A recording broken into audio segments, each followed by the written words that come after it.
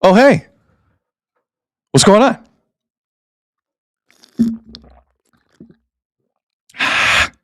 I don't get people that don't like coffee. I don't trust them. Allie Bear in the chat writes the following. Don't know who we are supposed to be mad at today. Waiting for Sid to release the hounds. Slurp on the way. Run it.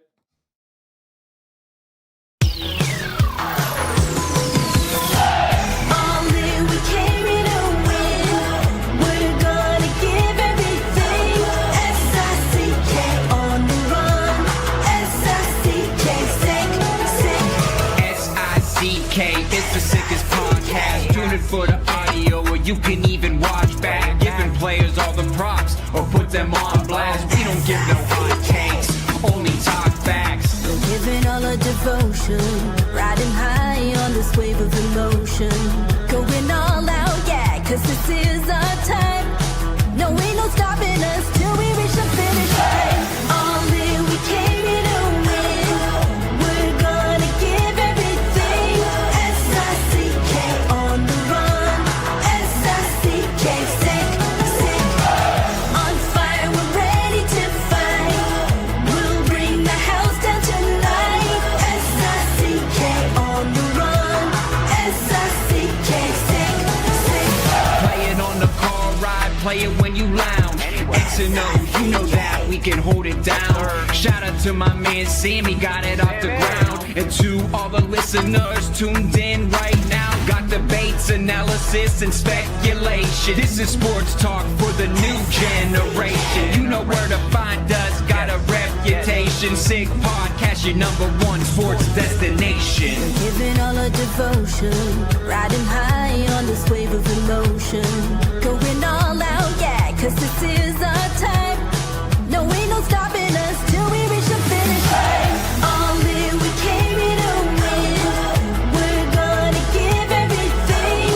S-I-C-K on the run. S-I-C-K, sick. On fire, we're ready to fight. We'll bring the house down tonight. S-I-C-K on the run.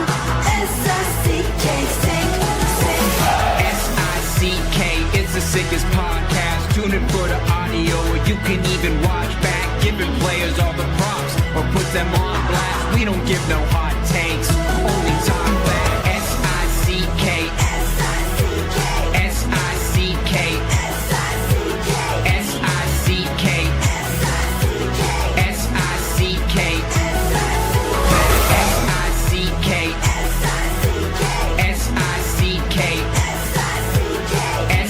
S-I-C-K, S-I-C-K. All in, we came here to win. We're gonna give everything. S-I-C-K on the run. S-I-C-K, sick. You are now listening to The Sid Seixeiro Show. Powered by Sick Media, the sickest Toronto sports show. Now, here's your host, Sid. What's up? It's Sid. Good to see you. Thursday, April the 23rd. Beautiful day in Southern Ontario. I think winter has finally started walking out the door. Took a minute. Didn't happen right away. But you walk outside today and you just take a sniff of life. It feels really good. We are live on YouTube, live on X, live on Facebook, The Sid Seixeiro Show, powered by Sick Media. Great to see you today. Great to talk to you. Immediately to the chat, Jeremy Burke writes the following. Afternoon, all. Is Azo suspended after yesterday's quesadilla red card? No. I did initially throw up the red card, but I was alerted to VAR. I saw it on the replay, and I deemed it a yellow card offense. I came back, ruled out the red, deemed it a yellow card offense. So Azo is still on their show. In the penalty box. Technically in the penalty box. We're going to steal a Lebitard bit. Technically in the penalty box. But he's okay for now. He does it again. I swear to God. I swear to God, he's gone. Lot kind of happening today. May have a surprise or two pop up during the show.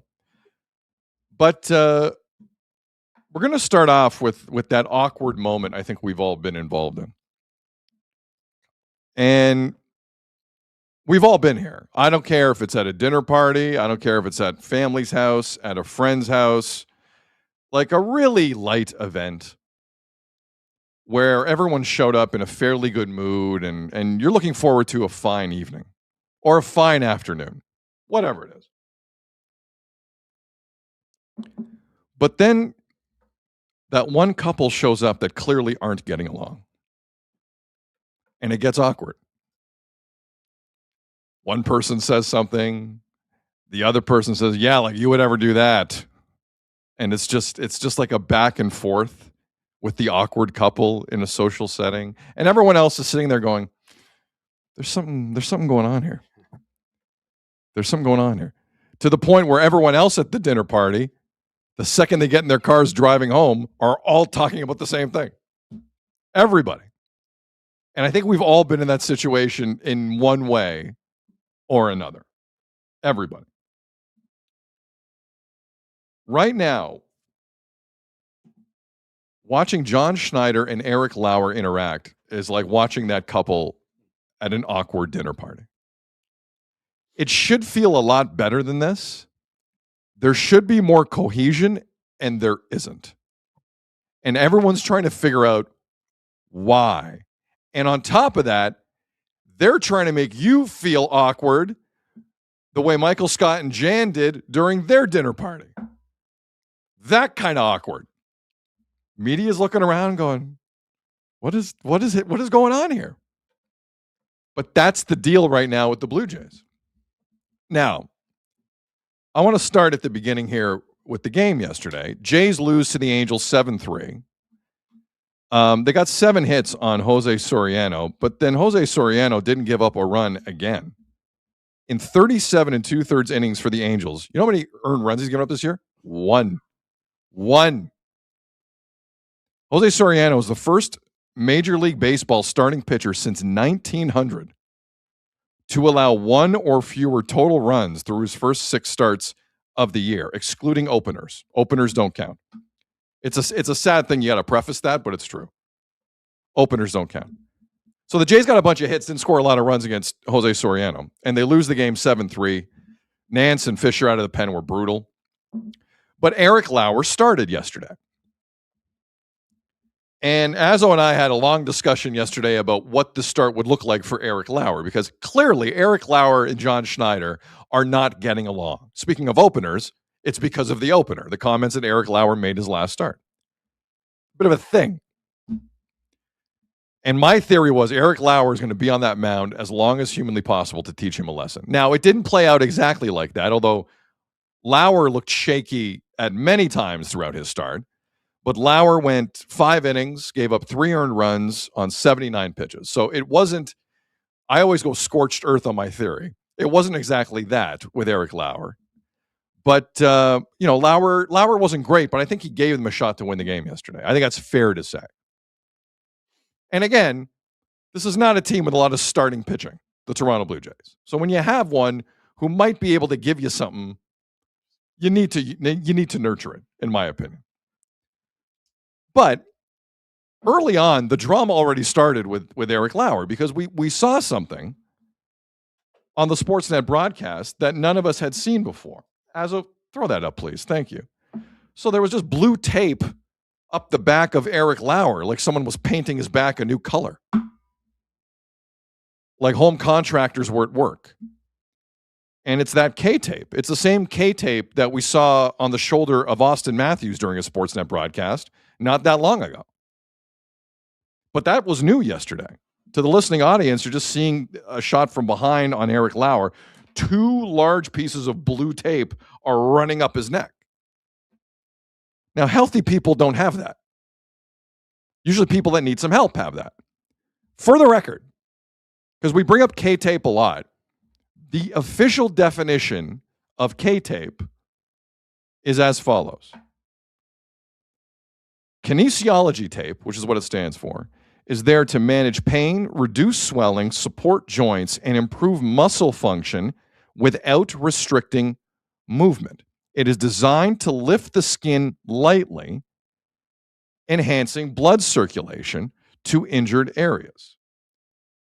So that's the tape that Eric Lauer had up his neck while trying to sweep the Angels of Anaheim yesterday. Now, Eric Lauer this season, let's tell like it is, has been bad. He has not been good. Like, if I'm going to hammer Jeff Hoffman for lack of control, enter Eric Lauer. I am also a big-time proponent of Eric Lauer, considering he saved everyone's ass last year with a 9-2 record, then was ignored by John Schneider. But Eric Lauer hasn't pitched well this year. Are injuries now starting to creep into it? I don't know. You know who else doesn't know? John Schneider and Pete Walker. So the Jays lose the game. Game ends. Media goes to John Schneider. And the media asked John Schneider, John, clearly something was up with Eric Lauer's neck because he had the K tape on it. What do you know about any injury concerns with Eric Lauer? The answer that John Schneider gave was basically, I had no idea that was a thing until he walked out there. This is one of the more shocking quotes I've heard from John Schneider during his tenure. Despite the fact I heard 30 quotes during that interview with Passan yesterday, that also shocked me. But I'll put that aside. I'm talking post-game stuff with John Schneider. He basically said, I have no idea what's going on with Eric Lauer. Here's the clip. I think just that's kind of like stability tape, if you will. Didn't hear anything about that till I saw it on him. So checked with him, said he felt fine.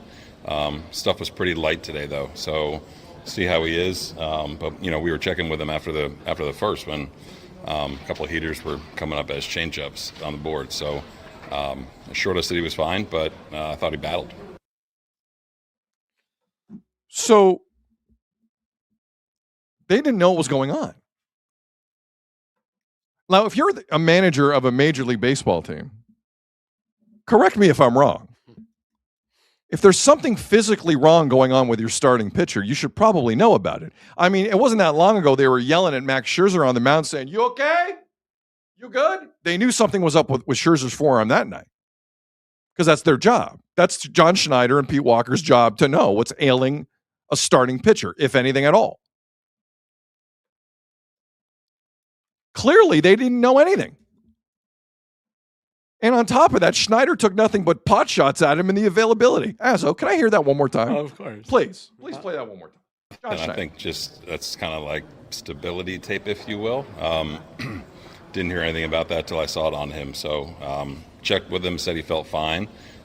Stuff was pretty light today, though. So see how he is. But we were checking with him after the first when a couple of heaters were coming up as change-ups on the board. So assured us that he was fine, but I thought he battled. Snap. Couple of heaters were change-ups. Oh, if he ever spoke about Jeff Hoffman like that, my goodness gracious, I'd be clutching a pearl. All right, so clearly,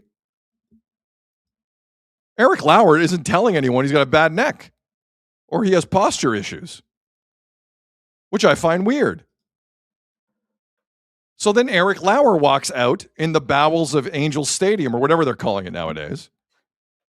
And the assembled media is there. So they ask Eric Lauer, hey, Eric, why are you being a pain in the neck? It's mostly just to be used as a reminder.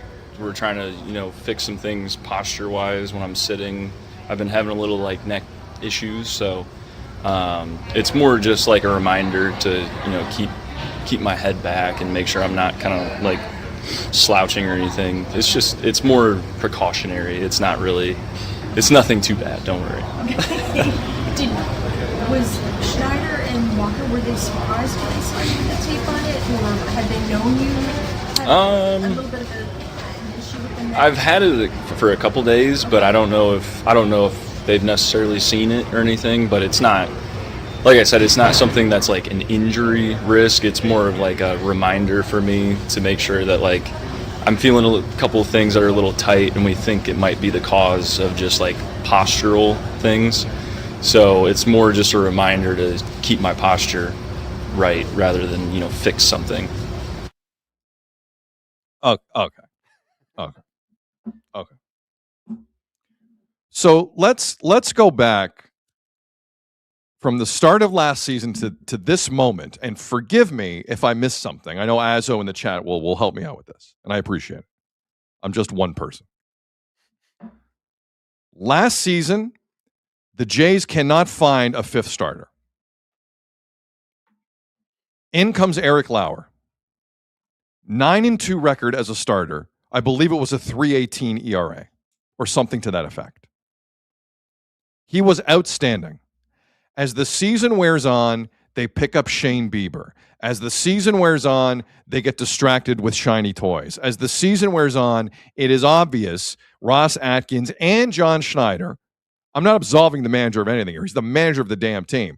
They move away from Eric Lauer in a serious way. He wasn't a starter or a bullpen guy by the time the World Series really came around.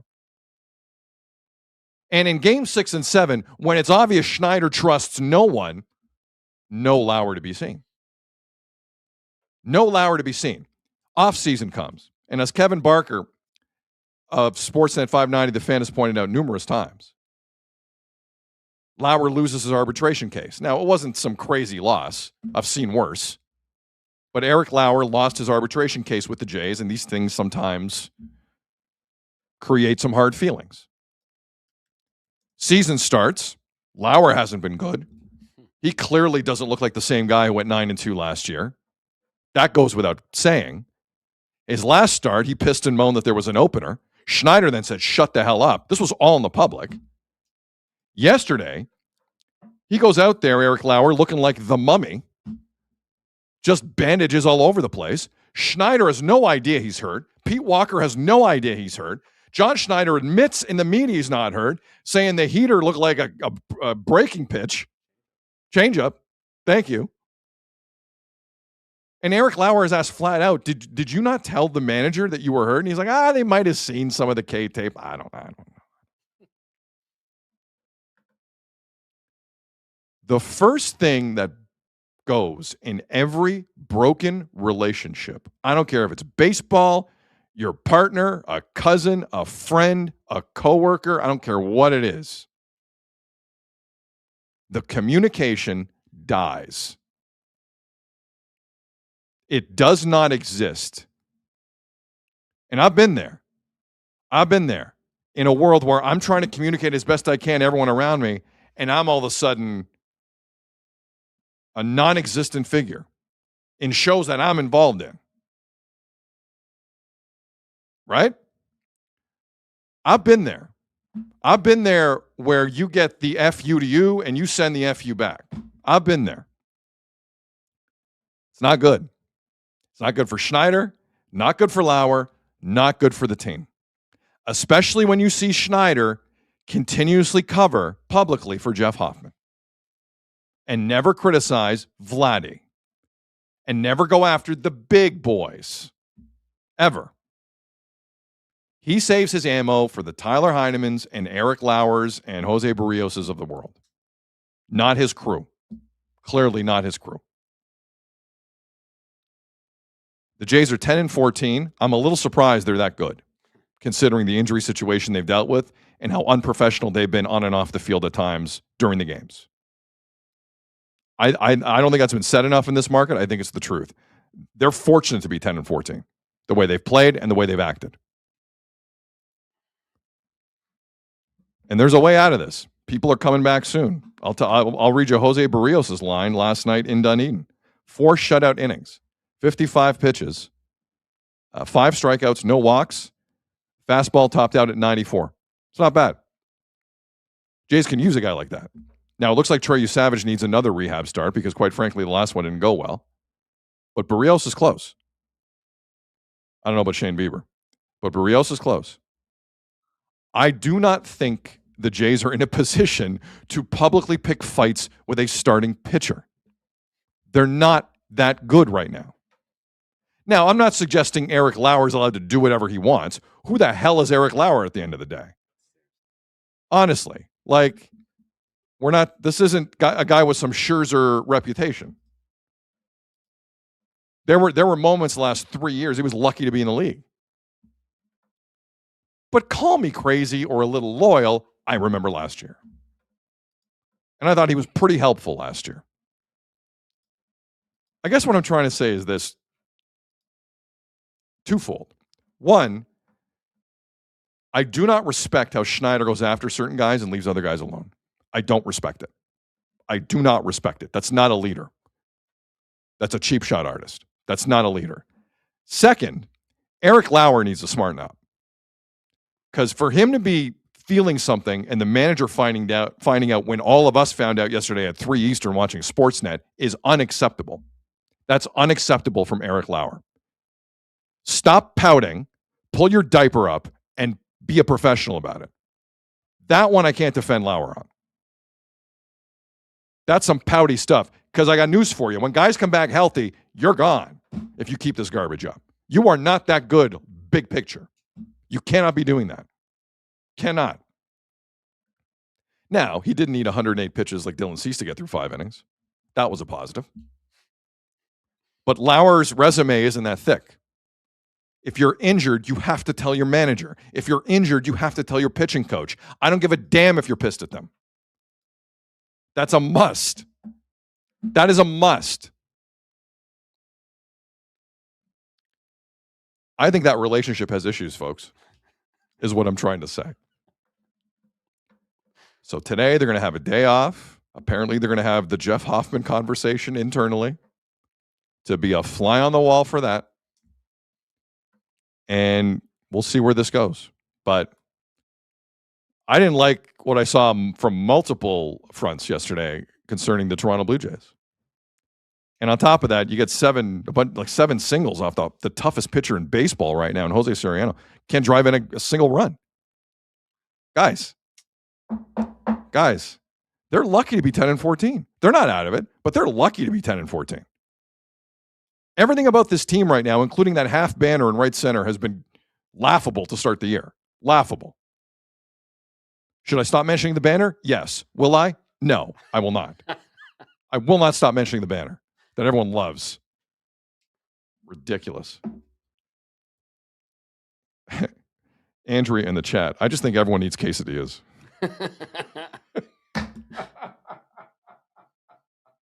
Well played, Andrea. Well played. Jeff has a party. Good afternoon. Well, hello, Sydney. Happy NFL Draft Day. And come on, dude. Why are you starting on negative? You dive right into the drama. The Jays won a series. First time since the opening series. Come on, give them some credit. Let's celebrate. Turning of the tide. They're coming home. Let's go. Good moods. Good vibes. 2 things. Yeah. 1, did you just ask me why are you starting negative? Yes, I did. So I just wanted to write that down for my own record. Of course. Secondly, yesterday was another example of how empty they won the series line is. I know. Did it feel after that game yesterday like you won a series at 10-4? You still looked down at 10-14 and went, wait a second. This was a good series for us. Yeah. Nope. 10-14 still. Lots of work to do. Lots of work to do. Cleveland in town tomorrow. Let's go through the probables here for the Cleveland series. We got Gavin Williams, who's good, taking on Max Scherzer tomorrow night. Saturday afternoon, Joey Cantillo takes on Kevin Gausman. And on Sunday afternoon, Slade, is it Ciccone or Ciccone? I think it's Ciccone. I think it's a hard C. That second name is somebody who gave you a start. No? Shout out to Anthony Ciccone. But Slade, I think it's Ciccone. I think so. Or Ciccone, taking on Dylan Cease. So Dylan Cease will throw 100 pitches in 4 innings, and then the bullpen will be needed on Sunday afternoon. What am I missing on the Schneider-Lauer discourse, or what stuck out to you? You make it seem like they're having interaction. Definitely doesn't seem like they don't. Like, it seems like the divorce, when it goes really bad, when you start using the kids to convey messages to each other. Like, that's what they're doing with the media. Like, what did he say? No, I didn't say that. Tell him he said this. That's exactly what's going on. They're talking to each other through the media. Yeah. That is a problem. Again, another sign of a broken relationship. You're friends with one of them. You call them up and you say, "What's going on?" And the other person says, "You tell him." Yeah, exactly. Whoa. Or when you're in the same room, that's exactly No. what's going on. They're You- using the media to send messages You to each tell other. Eric his fastball sucked. Yeah, for real. That's it's a not good. changeup. It's not even a fastball. Nope, not good. Like, yeah, Not you good. kind of made it seem like it doesn't seem like they're talking at all. That's why I use that picture on that clip of PD like sitting in there watching him warm up. Must have been thinking, what the hell? What's on your neck, bud? Like, do we have to do the role play? Like when he comes out and they see it and they're like, or Schneider sees him after he walks out from the bullpen, sees him go on the mound and blue stuff again. Well, there's no Picking role up from the back? There's no Like, role play what? needed. There wasn't any conversation going on in the mound. The Scherzer thing was different. Unc Ryan in the chat writes, Treliving and Berube 2.0. Oh, damn. I see the similarities. You can't tell me there was communication going No, on not between at all. Berube and Treliving. And apparently, Berube, And yeah. what a fraud Berube is. When Treliving got fired, how sad he looked. was? Yeah. Really? Yeah. I agree. Really? Okay. You submarined his plan every chance you could. Seriously. Get out of here, He was man. trying to win the whole time. He kept putting guys out there. The only thing I it's- agreed with Berube on was not playing Michelli. Yeah.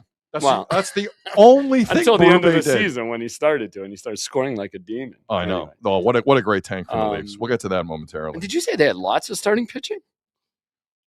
Well, when they get healthy. When they get healthy. I'm When's just that saying. coming? Bieber's never coming. I don't think I think coming Bieber's done. I think Bieber's pitched his last game for the Bring Jays. back Brandon Little. Yeah. Yes, he's pitched his last. Brandon Little stats. You want Brandon Little stats? Struck out the side yesterday in Buffalo. Brandon Little. Look at this. This guy is going to be the new closer. Triple A. Brandon Little. Another scoreless inning last night. 0 ERA in 7 innings. Yep. Now, a few 12 strikeouts and only 4 walks. According to Mitch Bannon of The Athletic, some wild pitches in the zone here or there. Obviously, he's not the hardest thrower. These are things we know about Brandon Little. But it's not a terrible minor league pitching story No, right it's now for not. the Jays. It's not. At all. Anyway. Um, But yeah, the interaction, like it just shows. it's not healthy, fractured. man. It's No, not healthy at all. But the other thing is, it's not just with Eric Lauer. Like, what happened with Santander? Where the hell is Shane Bieber? Like, the fact that there's no update or not even close. I thought he was supposed to be on a mound pretty soon. Like, what? A mound. Remember that we heard in spring he's training on that a he was mound coming of close? mound of money. That's Anyway, what he's on. It's just weird. Mound But of then money. it also makes me think maybe that's why Lauer like disappeared in the playoffs. Like, was he pissing them off last year with some of this stuff? Like, is that why they stopped talking? Was in the middle of the playoffs? Maybe there was some chirping going back and forth. I or- think when they picked up Bieber, things went south in a hurry. I guess. Because that's when Eric Lauer was given the signal, you are not needed. You Yeah. are not going to carry this role going forward. And that's what I'm saying. Like, everybody's pointing to the arbitration is where this went south. I think it might have went No, south it was before. earlier. I think it was the postseason last year when they stopped using him. I think Like, it was- he just disappeared and he didn't even seem to be an option. I offer up Worse than Sir Anthony. I offer up the trade deadline as when it went south. Mike in the chat says, Sid, can you pass along a message to Azzo for me? That's pretty good. That's very good. Oh man, that's really good. But Lauer, you're like, to your point, like you cried and you wanted to be a starter all year, and then it actually works in your favor. All these injuries give you the point, and then remember he got sick, and then they had to skip a start. Like, it's just been drama after. This is becoming a soap opera with this guy, and then going out after. Like, okay, the opener was your excuse last time. What's your excuse this time? Like, every start. Like, dude, we're not even a month into the season yet. Can you believe that? Like, it'll be Monday. It'll be a month. We're not even a month in, Not and this even is a full month. This is more drama than we saw all of last season. Seriously, from the Toronto Blue Jays. Yeah, they're not that's the keeping the crazy ship tight. No kidding. Sophie Shipton in the chat writes the following: think Bieber will be back in June. I disagree. So I don't know. This is like this is state secret stuff with the Jays with Shane Bieber. But at this point, let's just hope Barrios comes back and then you Savage. Bieber's not the last one on that list. Like, I think we got a while till. I think the Bieber thing is very sensitive internally because of the shape he was in potentially when he went out there for Game 7. I'm like a dog on a bone with this. I'm not letting this go. You can't argue that. They threw that guy out there when he should not have been out there in the biggest moment of their season.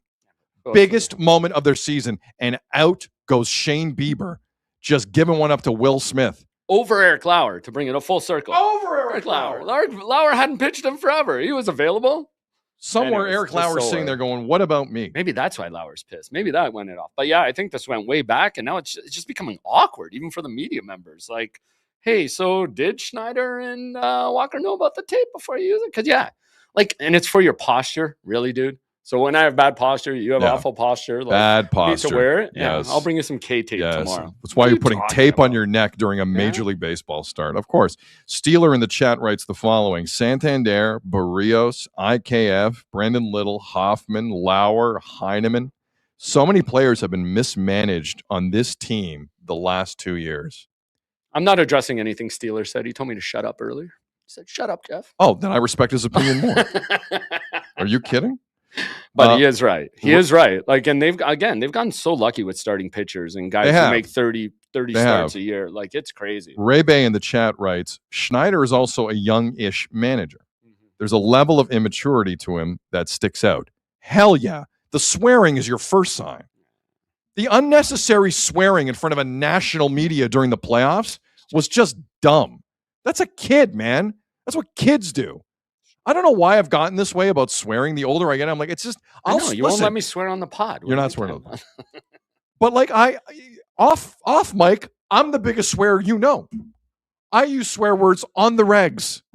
But like there's a place for it. And it lends there's to your a place for it. It lends to your theory about playing favorites too. I just see that's the part that's bothering me more than anything I can else. tell. That do not rip on guys and then act like you're the nice guy the next night with Jeff Hoffman. Don't do that.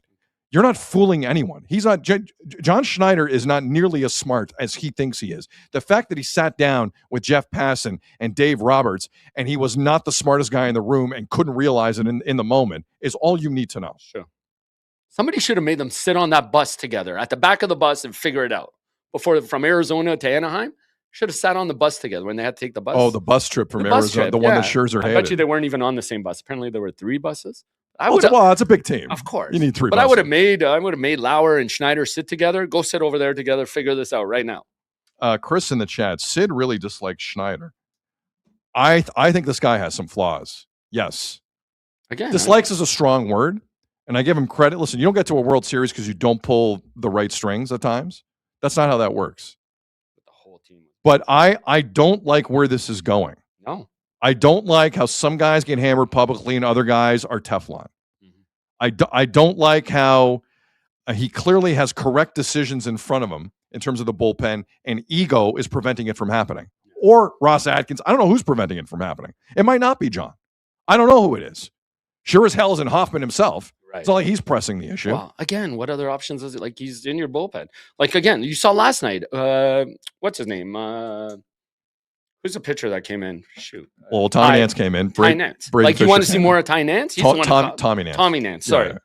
Like, I don't want to see any more Tommy Nance. No, I know. But Tommy Nance has a role. Like, but like Tommy Nance is like a guy in weird spots. That was a game still. No, but Tommy Nance is like the backup goal in the NHL in the second of back-to-back nights. He's going to go out there in weird spots. Wasn't that just when they tied it though? It is, but again, back to Schneider. Why does the bullpen look like that at the end of every series? Because they can't contain themselves in the first 2 games. Yeah, that's fair. The third game of every series might as well be called the Tommy Nance game. Because I guarantee you Tommy Nance is coming out of that pen because everyone else is spent. Yeah. They are exhausted because they cannot take the foot off the gas. It's April. Wow, they're trying to win Everyone's every game. exhausted. It's April, man. They're trying. It's Like, true. It's crazy how the Jays use that now. When they said last year that was their biggest fault is that they overused the bullpen early, right? And it's not like the starters have helped. No. Dylan Cease can't go 7 innings. Stop it. Has Dylan Cease gone 7 innings this season? No, but that's who he is. Thank We you. knew that's who he is. It's not his not fault. for $230 million. That they didn't increase the bullpen. I want him to be someone else. I don't want him to be him. I want him to go. And he won't get strikeouts. Don't tell me. He hasn't given up a home run yet this year.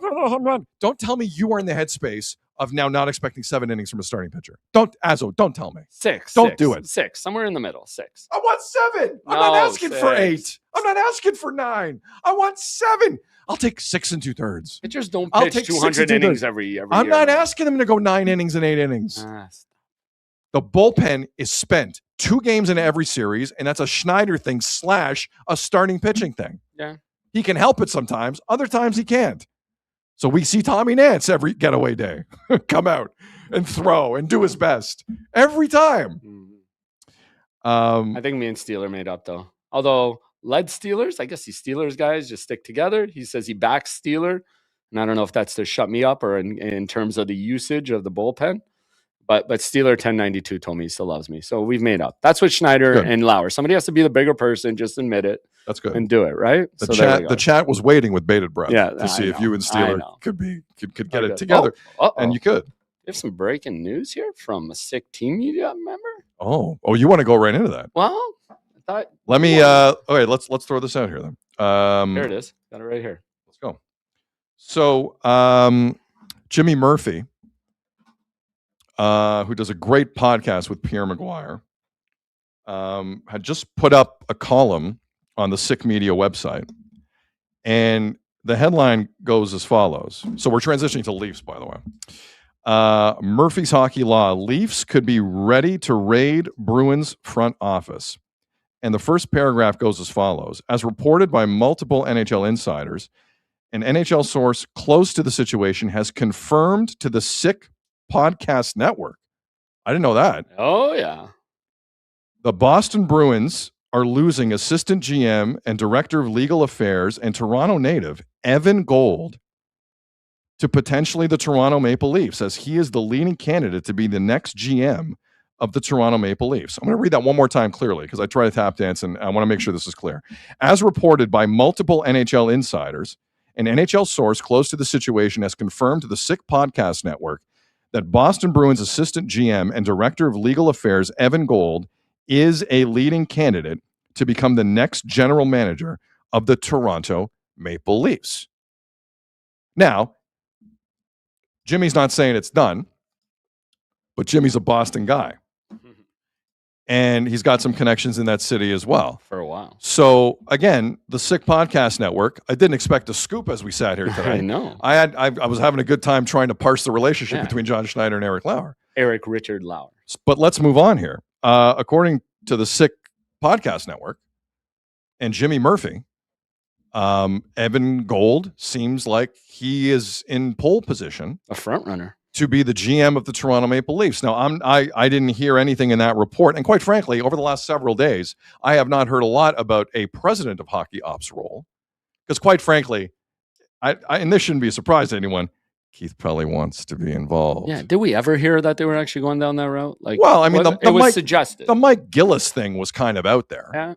Like by the way, the Mike Gillis narrative, and again, I don't know if he's still in the mix to do something or not, but like, the thought that has been put out in media that Mike Gillis, who hasn't been in the NHL in 12 years, is only going to take the Leafs job if he has full 100% control. Was it the Leafs job, or if he wants to come back, it has to be I don't know what GM? it was, but the narrative around Mike Gillis I agree. and those carrying water for Mike Gillis has been laughable, that a guy in the National Hockey League once, who hasn't been there in 12 years, is now demanding full control from an Original Six podcast. So let me tell you something about the National Hockey League. When you are running a hockey department and you go to a Stanley Cup final the way the Vancouver Canucks did in 2011, and you're Mike Gillis, you trip over job opportunities going to get a coffee in the morning. You know what I'm saying? Oh, yeah. Like Rick Bowness is still getting work. The National Hockey League never forgets if you do one good thing. They never forget. Why has this guy not been in the league? Someone is not telling me the real story here. And this guy's demanding things of teams? Crazy. Get the hell out of here with that. Are you serious? Mike Gillis in a league where if you're the assistant to the assistant of the Florida Panthers, you're getting interviews right now. If you're anywhere near success, you will get opportunities. Mike Gillis was in a Stanley Cup final, a win away. He was a win away. He caused a riot. He was a win away from winning a Stanley Cup in Vancouver. If he would have won that game, no riot. And you don't get another chance anywhere. You don't get another crack. But maybe is this why he hasn't gotten another chance? Because he's demanding things before he's even hired again? Someone's not telling me the Gillis story. Yeah, it's weird, man. Because I find that just ridiculous that anyone would suggest someone who's been out of the league that long demands anything. Who the hell does Mike Gillis think he is? Why didn't he not get a job? Someone answer me that. It's a legit question. one, no insider in this country has told me why Mike Gillis has not worked again. Not one. What's the deal? What am I missing? What's going on with Mike Gillis? Anyway, it doesn't matter. And everybody brings it up, but nobody has answered it. You're right. So again, throw that back up, Azo. Again, Jimmy Murphy from Sick Media. With Boston ties. With Boston ties. Jimmy's a Boston guy. Does a great podcast with Pierre Maguire, The Eye Test. Is saying that the front runner right now for the GM job is Bruins assistant general manager and Toronto native, Evan Gold. Now, Azo. Now, people are asking, could there be multiple leading candidates? Like we've heard there's finalists, right? But Jimmy's going out on a bit of a limb here. Yeah. So I respect Jimmy's take. 100%. Now, Azo, I was sifting last night Evan Gold because there's not a lot of people in the Toronto market, I would assume. Wait, you did research? I did research. Oh. And I found an Athletic article from 2019 about Evan Gold getting promoted to AGM of the Boston Bruins. I was going to say, timeout. Should we address the Bruins thing? You like that? Not these Bruins? I love the thought of Evan Gold becoming the GM of the Leafs after taking Fraser Minton and a non-top 10 protected That's all I want to know. First round pick. Yes. I want to know he was in the room for the Carlo trade and that he helped fleece the Leafs. I do agree with that. Do you think Treliving on the way out said, you know what, I would have got a top 10 protected pick, but that Evan Gold, seriously, he just screwed. He wouldn't let it go. That may have gotten Evan Gold the gig, despite the fact he's paid his dues as an AGM, assistant general manager. Think about that top 5 pick now hanging in the balance on Evan Gold. Maybe he doesn't accept until he knows. Like he's getting it one way or the other. Scorpio Canuck in the chat. The Leafs want to retool. This is their guy. How many times have the Leafs talked about the Bruins retool? Like in the dressing room and in press conferences with Pele. That's a great point. How many times have they talked? This is Rogers' dream. Can we be good again and not suck because of our TV contract with the NHL? Yes, please. This is what we want. So this article was written by Fluto Shinzawa. Back in 2019 for The Athletic. And it talks about Evan Gold, a Toronto guy, smart dude, who's getting promoted. Legal background, right? Let me read some. Sorry. Let me get into it. This is from the 2019 Athletic article on a guy who could become the next general manager of the Toronto Maple Leafs. Evan Gold is part of the NHL's modern movement. What he lacks in goals and assists, he wasn't really a player when he was coming up. Like he doesn't have a huge hockey DB page. What he lacks in goals and assists is counteracted by the initials he can put next to his name. MBA. Gold, who completed his graduate studies at the University of Toronto, has the law background to work within the 540 pages of the collective bargaining agreement and the financial expertise to negotiate the salary cap. It goes on. Evan Gold began his career in hockey as a summer intern with the Washington Capitals. While he pursued his JD and MBA studies, Gold worked closely with Frank Provenzano, Washington's former assistant GM, and Don Fishman, who in 2019 held the title. Gold eventually becomes a full-time employee in hockey ops for the Capitals under GM George McPhee. Gold worked for the Capitals for 8 seasons, and in October of 2015, after Sweeney replaced Chiarelli, the Bruins hired Evan Gold to be a part of their franchise. And he's run the AHL team. He's been there for a lot. He's paid his dues. So it looks like if Evan Gold is the next general manager of the Toronto Maple Leafs, and we'll find out over the next 7 to 10 days, maybe sooner, as Sick Media and Jimmy Murphy is reporting, Evan Gold right now is in pole position. He seems analytically driven.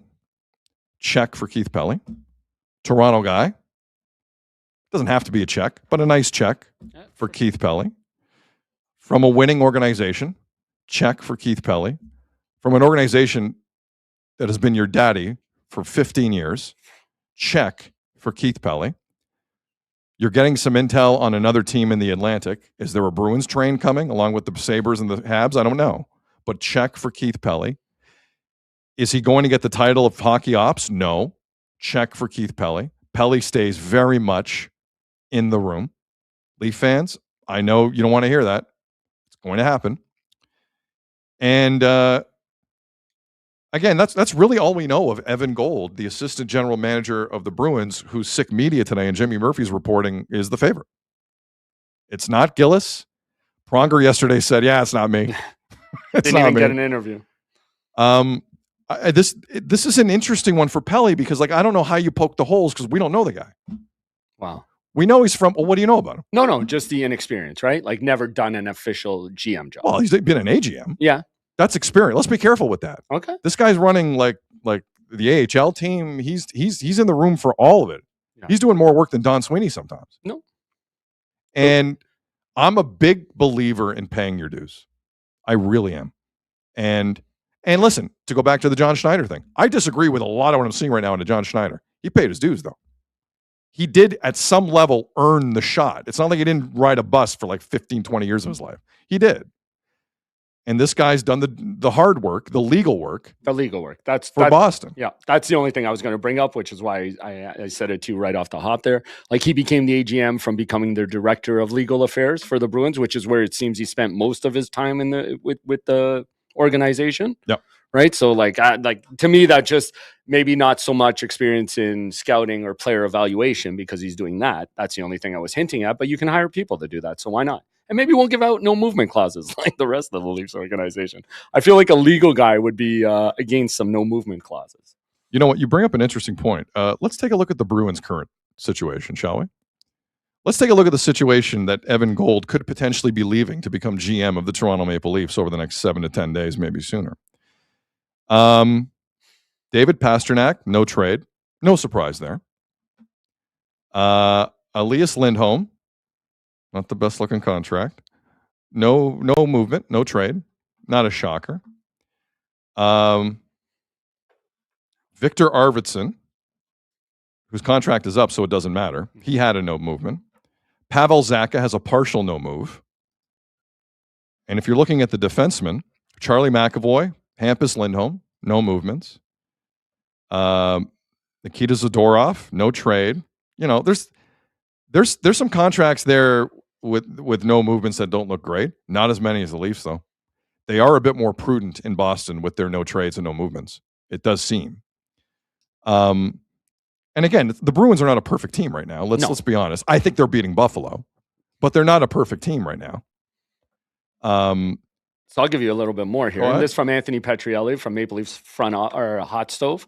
He wrote a thing on all the candidates for Maple Leafs front office search, and here's his section on Evan Gold. And again, you know this. I respect Anthony a lot. He does some great work. He does some research. So he says, Gold, highly regarded in hockey circles, has become a key cog for a Bruins franchise that has generally maintained a high standard for over a decade, including a Stanley Cup Finals appearance. Gold oversees the AHL team, which finished first in the league and employed the coach of the year. They've also found talent from other AHL teams who have gone on to help the Bruins, including Alex Steves and Jonathan Asperl. So, I mean, it does seem like the AHL team, who I believe has run for 3 years now, is in a real good place. They've employed the coach of the year. So to your point, maybe you can go out and find some coaching talent to help them. And he seems to pull guys from other franchises that helps teams. You're going to need all that to fix this. So why not? Ryan C. in the chat, Evan Gold is definitely a salary cap wizard. Look, I don't care who gets the job in Toronto, if it's Evan Gold or someone else. Whoever is in that chair will have to navigate some difficult contracts. Without a doubt. We're all aware of that. Like, this is not going to be an easy job. But with that said, like navigating Pelly to even get in this position, you have to kind of respect it. Pelly's the biggest ego in MLSE. No question. That press conference was shocking. I was shocked by that press conference. So Pelly's going to be around. He's going to be present. He's going to be asking a lot of questions, as he should. He's the president of MLSE. He's allowed to. So going on here in this Jimmy Murphy article that just got posted on the sickpodcast.com about Evan Gold being the favorite to be the next GM of the Leafs. A source told Jimmy Murphy, quote, the source stressed he would be stunned if Gold, who also serves as GM of the Bruins AHL affiliate, did not become the new GM of the Maple Leafs. Said the source, quote, I'd say I'm not quite there yet, but I'm close to telling you to take it to the bank. Whoa. All right. Sounds pretty... Now, keep in mind, the Bruins are still very much playing hockey. So to let an AGM kind of do this is interesting. Very interesting to me.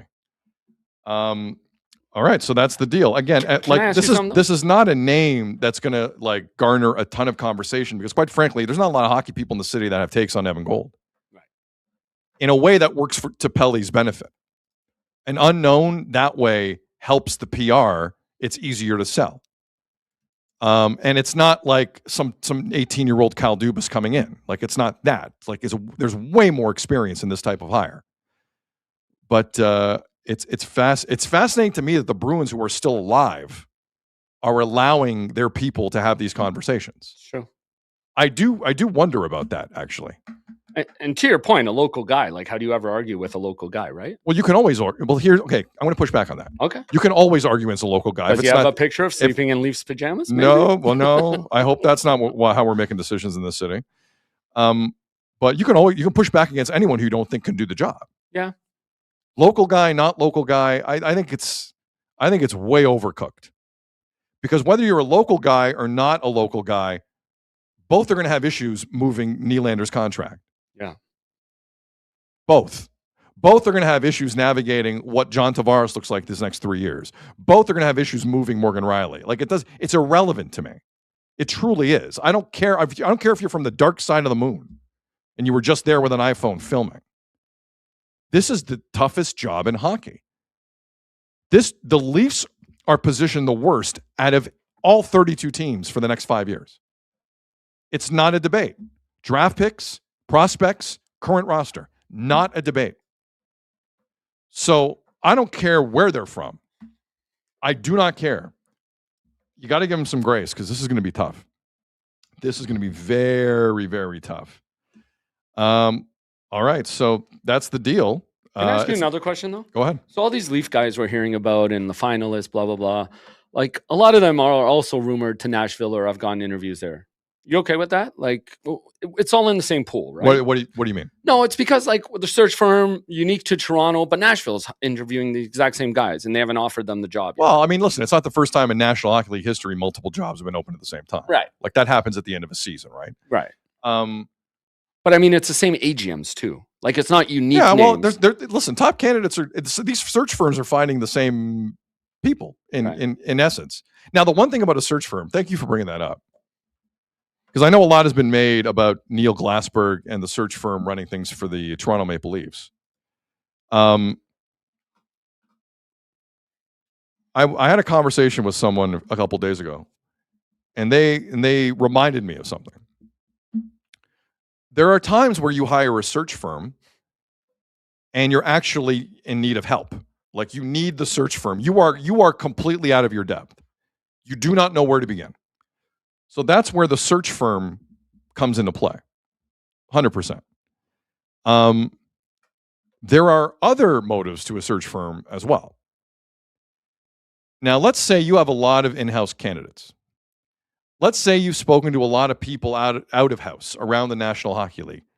Some people, specifically in your organization, and I'm sure a couple outside of the organization, will be annoyed if you pass them over.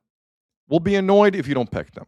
We'll be annoyed if they don't become the next GM of the Toronto Maple Leafs. And it's really more of an internal discussion. What the search firm can do is allow the Keith Pellys of the world to say to anyone internally with the Toronto Maple Leafs who's annoyed at any final decision and who is unhappy and who is disgruntled, it allows Keith Pelly to say, look, the search firm were very impressed with your interview, but they did decide to go in a different direction. I'm sorry. We love you. We love you. They decided to go in a different direction. Meanwhile, Pelly had his person picked the entire time. Right. I'm not saying that happened, but like that is a scenario where also hiring a search firm gives you air cover if you already know the person you want. Because internally, with your 9 assistant GMs that are all going to be pissed at you, blame someone else. Because the search firm and Neil Glassberg, they're never going to be in MLSE's building again. They don't care. Make them the bad guy. Pelly's like, I love you. I don't care what color glasses he's wearing. He goes, I love you. You know that. You've been here a long time. The search firm were very impressed, but they decided to go in a different direction. Pelly's not the bad guy. No person in Pelly's spot would be the bad guy.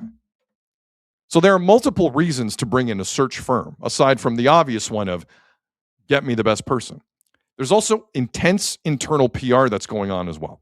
Intense.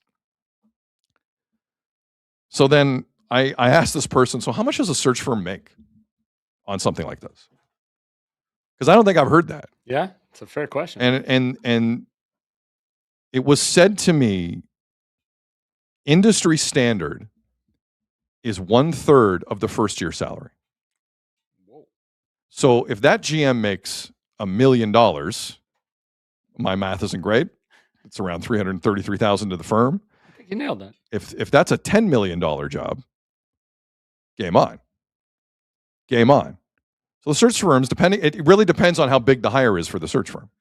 So hold on, when did that lead you to more towards hiring somebody with less experience? Because probably the salary wouldn't be as high. I don't know. I'm just saying. From a corporate standpoint. All I'm saying is I don't think Evan Gold is the $10 million guy. Right, exactly. Is what I'm saying. Yeah. If he gets the job.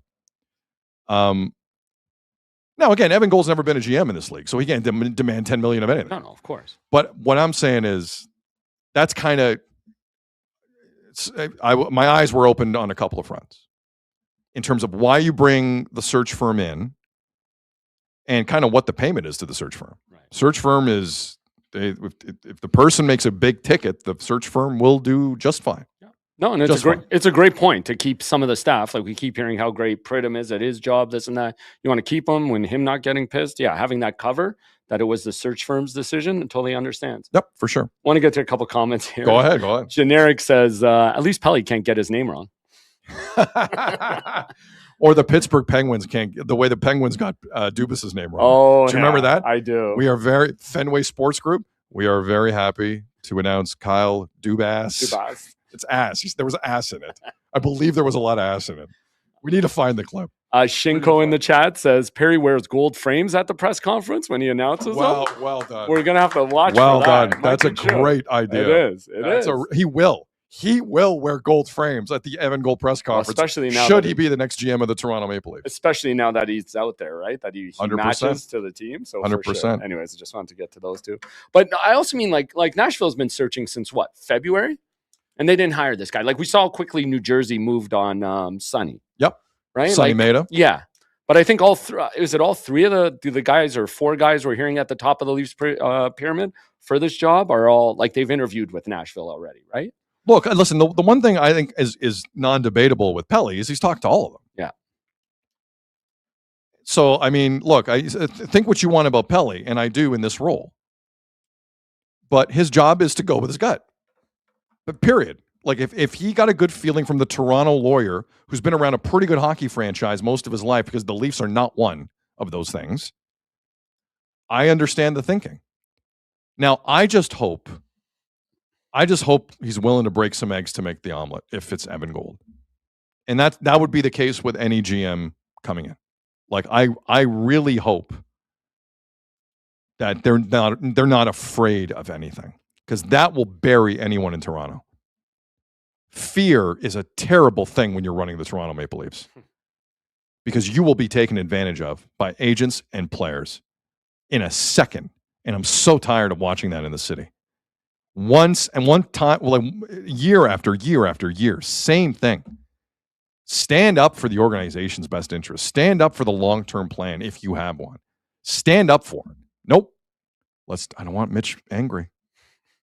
Well, it's Willie being Willie. It's Willie being Willie. You know, Austin, he's our captain. It's an honor to be captain of the Toronto Maple Leafs. Like, just a lot of that. Like, I don't want that. I want Evan Gold is being trusted here. Keith Pelly called this the biggest hire of his entire tenure in MLSC. If you're Evan Gold, he has your back, man. Go in and take care of business, however you define that. Do what you need to do. Don't just make John Tavares happy because he's a nice guy. Enough. Well, that's the point I was going to make. A guy with a legal background could probably speak in better terms to Pelly in the language Pelly would understand more than a hockey I mean, Pelly's guy. not a lawyer. No, I a know. TV guy. I just mean more basic business like instead of a hockey guy like Treliving, where maybe they butted heads because Treliving's more of a hockey like specific guy. I think If he has more hockey guys around him as AGMs and that, like here's the media, the guy in the middle who again can pass on and portray the message better for Pelly to take stuff to the board. Kale in the chat, new segment, breaking eggs. I like it. I like it. You know my buddy who works for the Texans, like he's an AGM. Yeah. He came from a fully legal background. Yeah. He was a lawyer and just got hired because he helped them through some situations and that. And he loves football. Like I know his love and dedication to the sport. Like he was a great fit for that team and that organization. I know he's helped them out a ton. John in the chat, like Chris Pronger said, right to the studs. I don't think MLSC are going to go for that. No. I think that's what has to happen. But I don't think they're going for that at all. Okay, so again, let me just reset the story that was just posted on the sickpodcast.com. Jimmy Murphy does a great podcast with Pierre Maguire, and a Boston guy put out an article that said, according to an NHL source very close to the situation, Bruins assistant GM and director of legal affairs and Toronto native Evan Gold is a leading candidate to become the next general manager of the Toronto Maple Leafs. Said the source, quote, "He's definitely at the top of their list. I'd say I'm not quite there yet, but I'm close to telling you to take it to the bank." The article is up right now on the sickpodcast.com. Okay. Anything else along these lines, Azzo? No. Because we did. Thank you for, and this also allowed us to get the Mike Gillis thing out. Yeah. The Mike Gillis thing was driving me crazy. Well, that's the other thing. Crazy. I hope they didn't make Gillis feel that way, considering he had multiple interviews and how much we heard it, and then all of a sudden it fell off, right? Listen, how bad is Mike Gillis if you got this much media support and you still didn't get a gig? That's what I'm like. It's crazy. This is a crazy story. He's Like been when you really look at it. He's been the one constant name we've heard through all this. There's been other names. How that come many up enough. people were carrying water for Mike Gillis over the last 10 to 14 days in the city of Toronto and nationally in this country? Nationally. And you still can't pull a gig potentially? Listen, there's still time. The Leafs haven't announced anything. There's still time. But my God. 12 years not in the National Hockey League. Obviously, he's amazing. Mm-hmm. Guys, wake up. Wake up. Shinko in the chat. Guys, there are no studs. That's very good. That's a deep, deep cut there. That's a deep, deep cut. Yeah, so just going through, yeah. Anyway, it's good, interesting. All Says they right. could also take their other AGM, Boston. What's that, sorry? In the article, he also says, sources say, according to the same source, through the Maple Leafs, could also poach the Bruins' other assistant general manager. Jamie Langenbroek. Yeah. I'm That's stunned. interesting. I'm stunned this might be happening during a playoff run. Yeah. Yeah. This Don't is- you have to wait till the end of the first Yeah, round? I mean, like your season's still going. Right now he's tampering. No, there's no tampering. I don't think there's tampering for that. Well, that's why you need a legal guy. Yeah, they did to get through the lawsuit from the Bruins. It is weird that you were right. You said this earlier, like how they could pillage the Bruins. But you're right; they've owned them for so long. If you're asking a Leaf fan, pick the two teams you'd want an AGM or a new leader from. Florida and Boston are 1-1. No debate. No debate. And I might lean Boston because they've been better for longer, right? Like the article from Petrielli says, like they seem to have continued a high level of standard. The Boston Bruins? Yeah. It just seems like decent teams every year. But it's such a great Like- point you brought up, how consistently you just heard the Bruins retool. The Bruins retool. They will all year. Guys, like Easton Cowan was talking about it. Like every player in that room. Matthew Knight, yeah. Berube even kind of brought it up. Like the retool this, the retool that.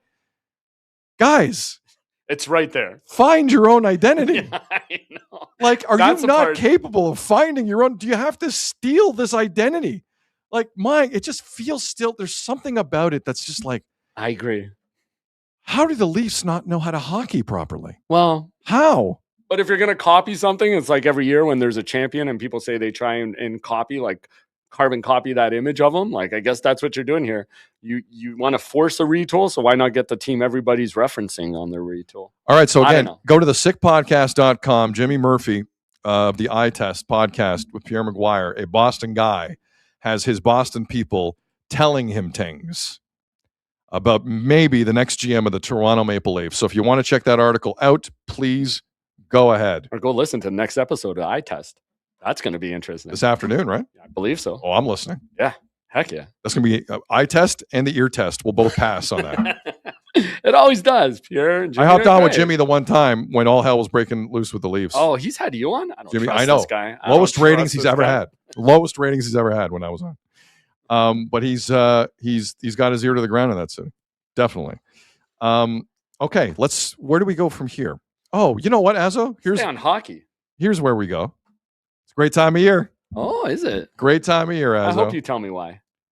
Puck drops, tip-offs, first pitches. When the game is on, you call the shots. Head to betway.ca and bet your way. Must be 19 plus. Play responsibly. By the way, I was wrong on Shohei last night. He went 0 for 4. They lost 3-0.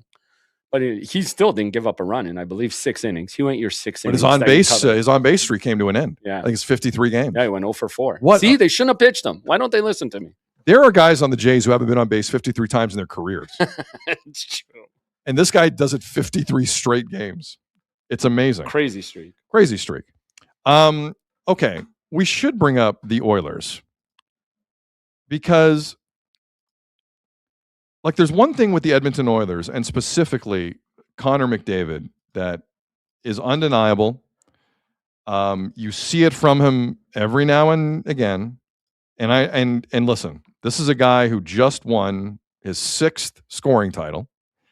This is a guy who I don't think he will, but is definitely in the running to win a 4th Hart Trophy as league MVP. He's winning.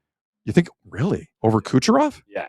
Kucherov was in a way tougher division. Especially if Vasilevsky wins the Oh, Vezina. I don't know, man. I think, can I be honest with you? Do you know what I think the voters do? Who won the Maurice Rocket Richard? McKinnon? Okay. Who won the scoring title? All right. Yeah, exactly. McDavid. Who's the best player who didn't win those? Hart Trophy. Or someone from his team didn't win. That's what I mean. If Vasilevsky's up for the Vezina, then I'd rather I know it's not unheard of to win both. I think it's tough with the voters. I agree. I think the voters do that in the National Hockey League a lot more than people think. It's like at the Oscars where a film will win Best Picture, but then they'll give Best Original Screenplay to Good Will Hunting. Right, and they'll give Best Adapted Screenplay to, like, it's really 3 movies win Best Picture. Right. They're massive awards, but they split it up so they don't piss everyone off. So both films or all films can say we got an award. Yes. Correct. It's a great reference. It's good. But back to Connor McDavid here. And like we see it sometimes with McDavid, and there's a part of me that understands it, but if you're going to criticize McDavid on one thing, this is it. When he starts pressing, he starts pressing. And he looks nervous. Now, for a guy with his resume, it's always surprising to me at the end of a couple of Stanley Cup finals. I think you've seen it. You definitely saw it at the end of the Olympics in Milan. When McDavid is pressing and trying to make that moment happen, it doesn't come off. It doesn't. Now, I've only seen him do this in the biggest games of his career. And I understand where he's coming from with that. What I'm seeing now is concerning in that he's pressing in games 1 and 2 of the first round.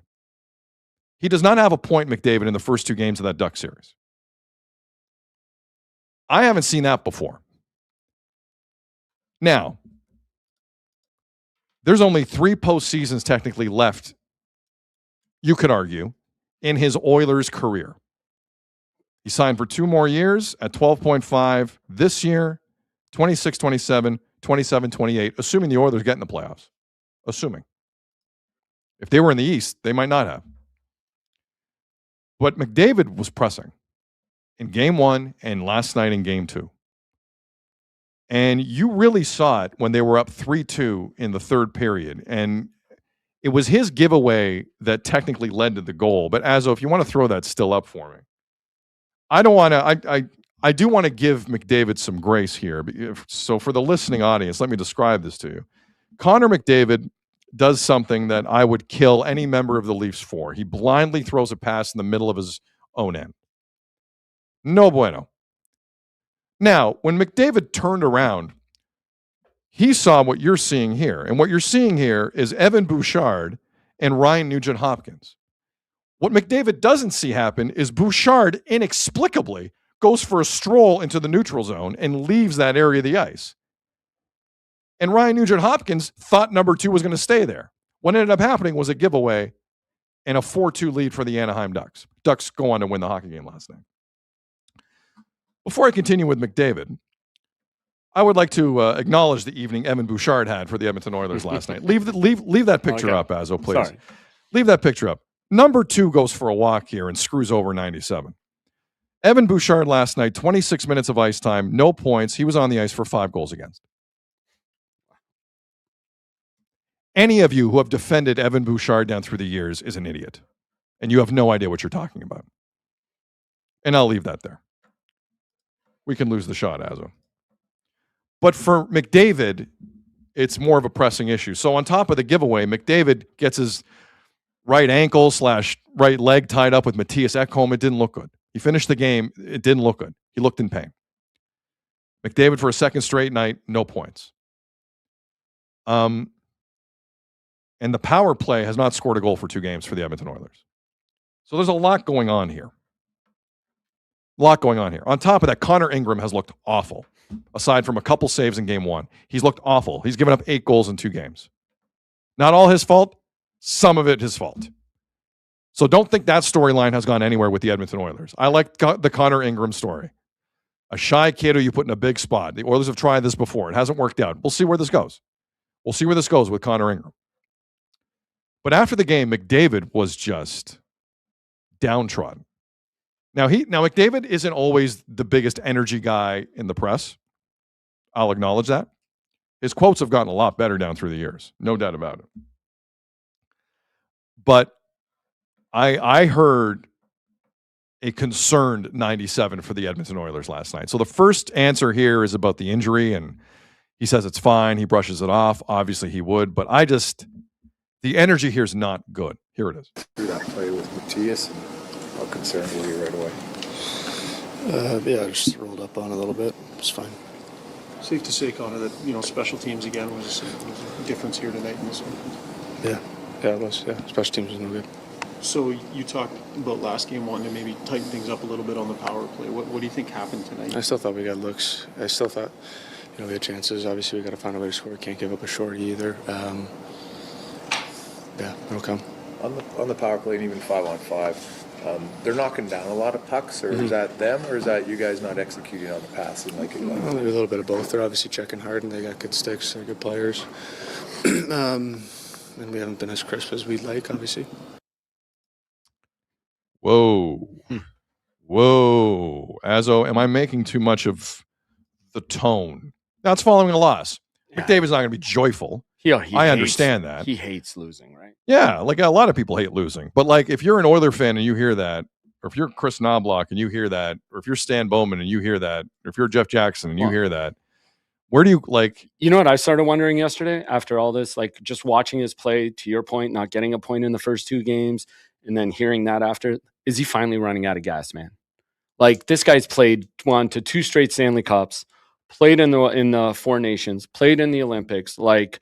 Man, he's played a lot of hockey recently. Yeah. And especially with Draisaitl out. Like, could he finally be running out of gas? But listen, Brandon Hagel's played a lot of hockey this year, too. Wow. Yeah. He also sat for a long time. Well, yeah, true. But like, and Draisaitl just sat. And he got the Olympic break. And Draisaitl looks right as rain. Hagel got the Olympic break. He did. Right? Like, no, I'm just wondering. And I know it's not to Connor's detriment. Like, he would play if he could, but he just looks like he lost a step. Like, never mind after he had his leg weirdly twisted. Like we said, he just didn't look himself in the first game. And, like, he doesn't have to do this much. To your point, like, Leon's back. They're on separate lines. But you're right. He just feels like he has to push.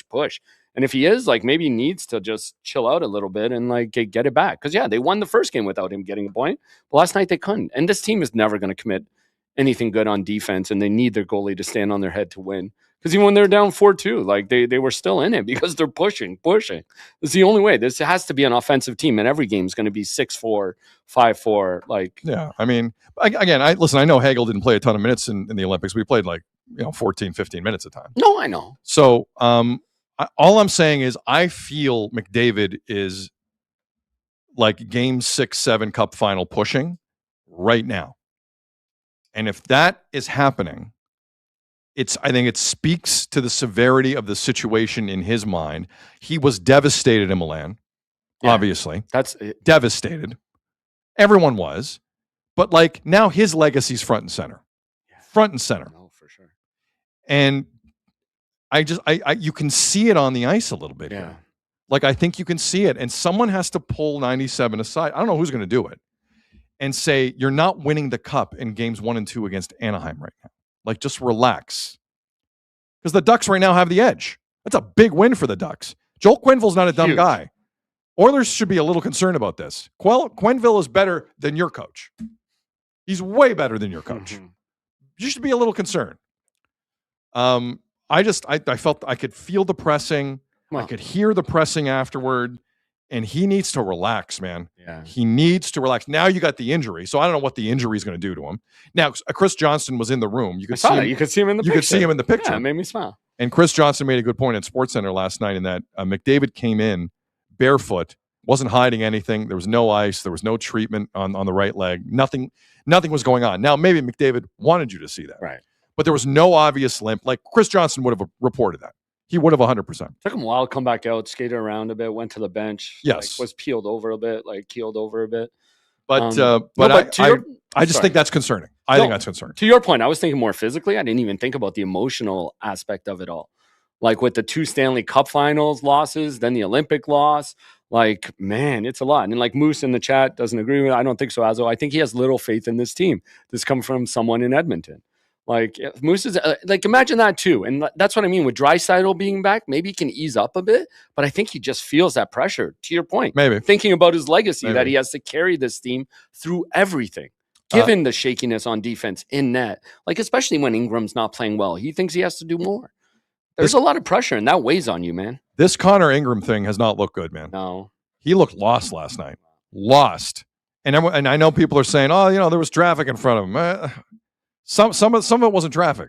No, but some of it wasn't traffic. To your point, he was battling with Jari and during the regular season, even though it felt like Knobloch knew he was his guy. Now he knows he's the guy. All the pressure's on him to perform in these playoffs, and maybe it's just too much for him. That's why he hasn't been chosen before. Thomas the Traveler in the chat writes, Sid doesn't believe in Knobber. No, I don't believe in guy either. Chris Knobloch, a.k.a. Knobber. I forgot about I do not. All right. So anything else on the Oil? Because the Sens play. I'll get to the Sens in a second. Tomorrow night's sked. Habs Bolts game 3, right into Oilers Ducks game 3. Amazing. That's going to be fun tomorrow night. That's a good sked. Funny it couldn't be a Saturday, huh? But it's a Friday. Good Friday night. Very good Friday night. Would be better on a Saturday. Oh no! Okay. Why would a $10 billion contract get you a Saturday night game on Hockey Night? No, make sure the American networks are taking care of it. Like it's done on purpose. Yeah, well, it is. I know. Hyper Bear in the chat writes, Connor Ingram horrible, but so was Jari, and Oilers management did nothing. We knew that. I can't. I want to fight with that. Can't fight with that. I still can't believe Bowman did that. Took a shot so early on a goalie, and that's the direction he went. It was a panic move. But a panic. It was a panic move. Oh man. Yeah, that's what that. I mean, early panic is the worst panic. At least Stuart Skinner's having success in the playoffs. He'll successfully be in Cancun next week at Coco Bongos. I don't get what the Penguins are doing, but we can get into it. Well, hold that thought on the Penguins. Yeah. I want to talk about the Penguins. You do? That bastion of that beacon of success in the National Hockey League. Beacon of success. If they're the first team that gets swept, it's amazing. Well, wait for tomorrow. All right. Speaking of sweeps, I don't think the Raptors are getting swept. Okay. Yeah, I don't think you've made that clear. I do not think the Raptors are getting swept. Game 3, first round, Raptors Cavs tonight, 8 p.m. Eastern at Scotiabank Arena. I pray Jurassic Park looks good again. It looked weird over the weekend. It didn't look very full. I miss Jurassic Park. Home game better or worse for Jurassic Park? I think it's better. I think significantly better. Too. Okay, so but let's hope. The Raptors play tonight. They're down 2-0. They deserve to be down 2-0. And look, at the end of the day, the Toronto Raptors have gone into this series with the Cleveland Cavaliers, missing Emmanuel Quickley, who on his best day is an average defender in the league. Jakob Poeltl has left. Like, I don't know. Jakob Poeltl is not long for this league the way he looks physically. And Brandon Ingram decided He's not going to be a leading scorer. It's tough for Darko to overcome. Now, you could say Darko is problematic in some of those areas, not all of them. Players have to take responsibility sometimes. And the Raptors have had to overcome a lot, and they still only lost game 2 by 10 points. So game 3 tonight, Brandon Ingram was not made available to the media after game 2. But in the lead up to game 2, there was a lot of Brandon Ingram. He threw his coach under the bus after the first game.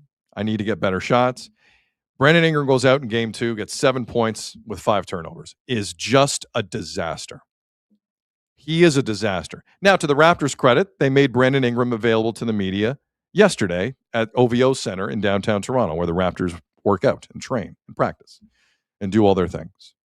Brandon Ingram started off his availability by saying he doesn't just want to make it about him, which he did easily after game 1, but he ironically now doesn't want to make it about him. So he goes into that. And for the 2 Brandon Ingram clips, I just want to apologize ahead of time.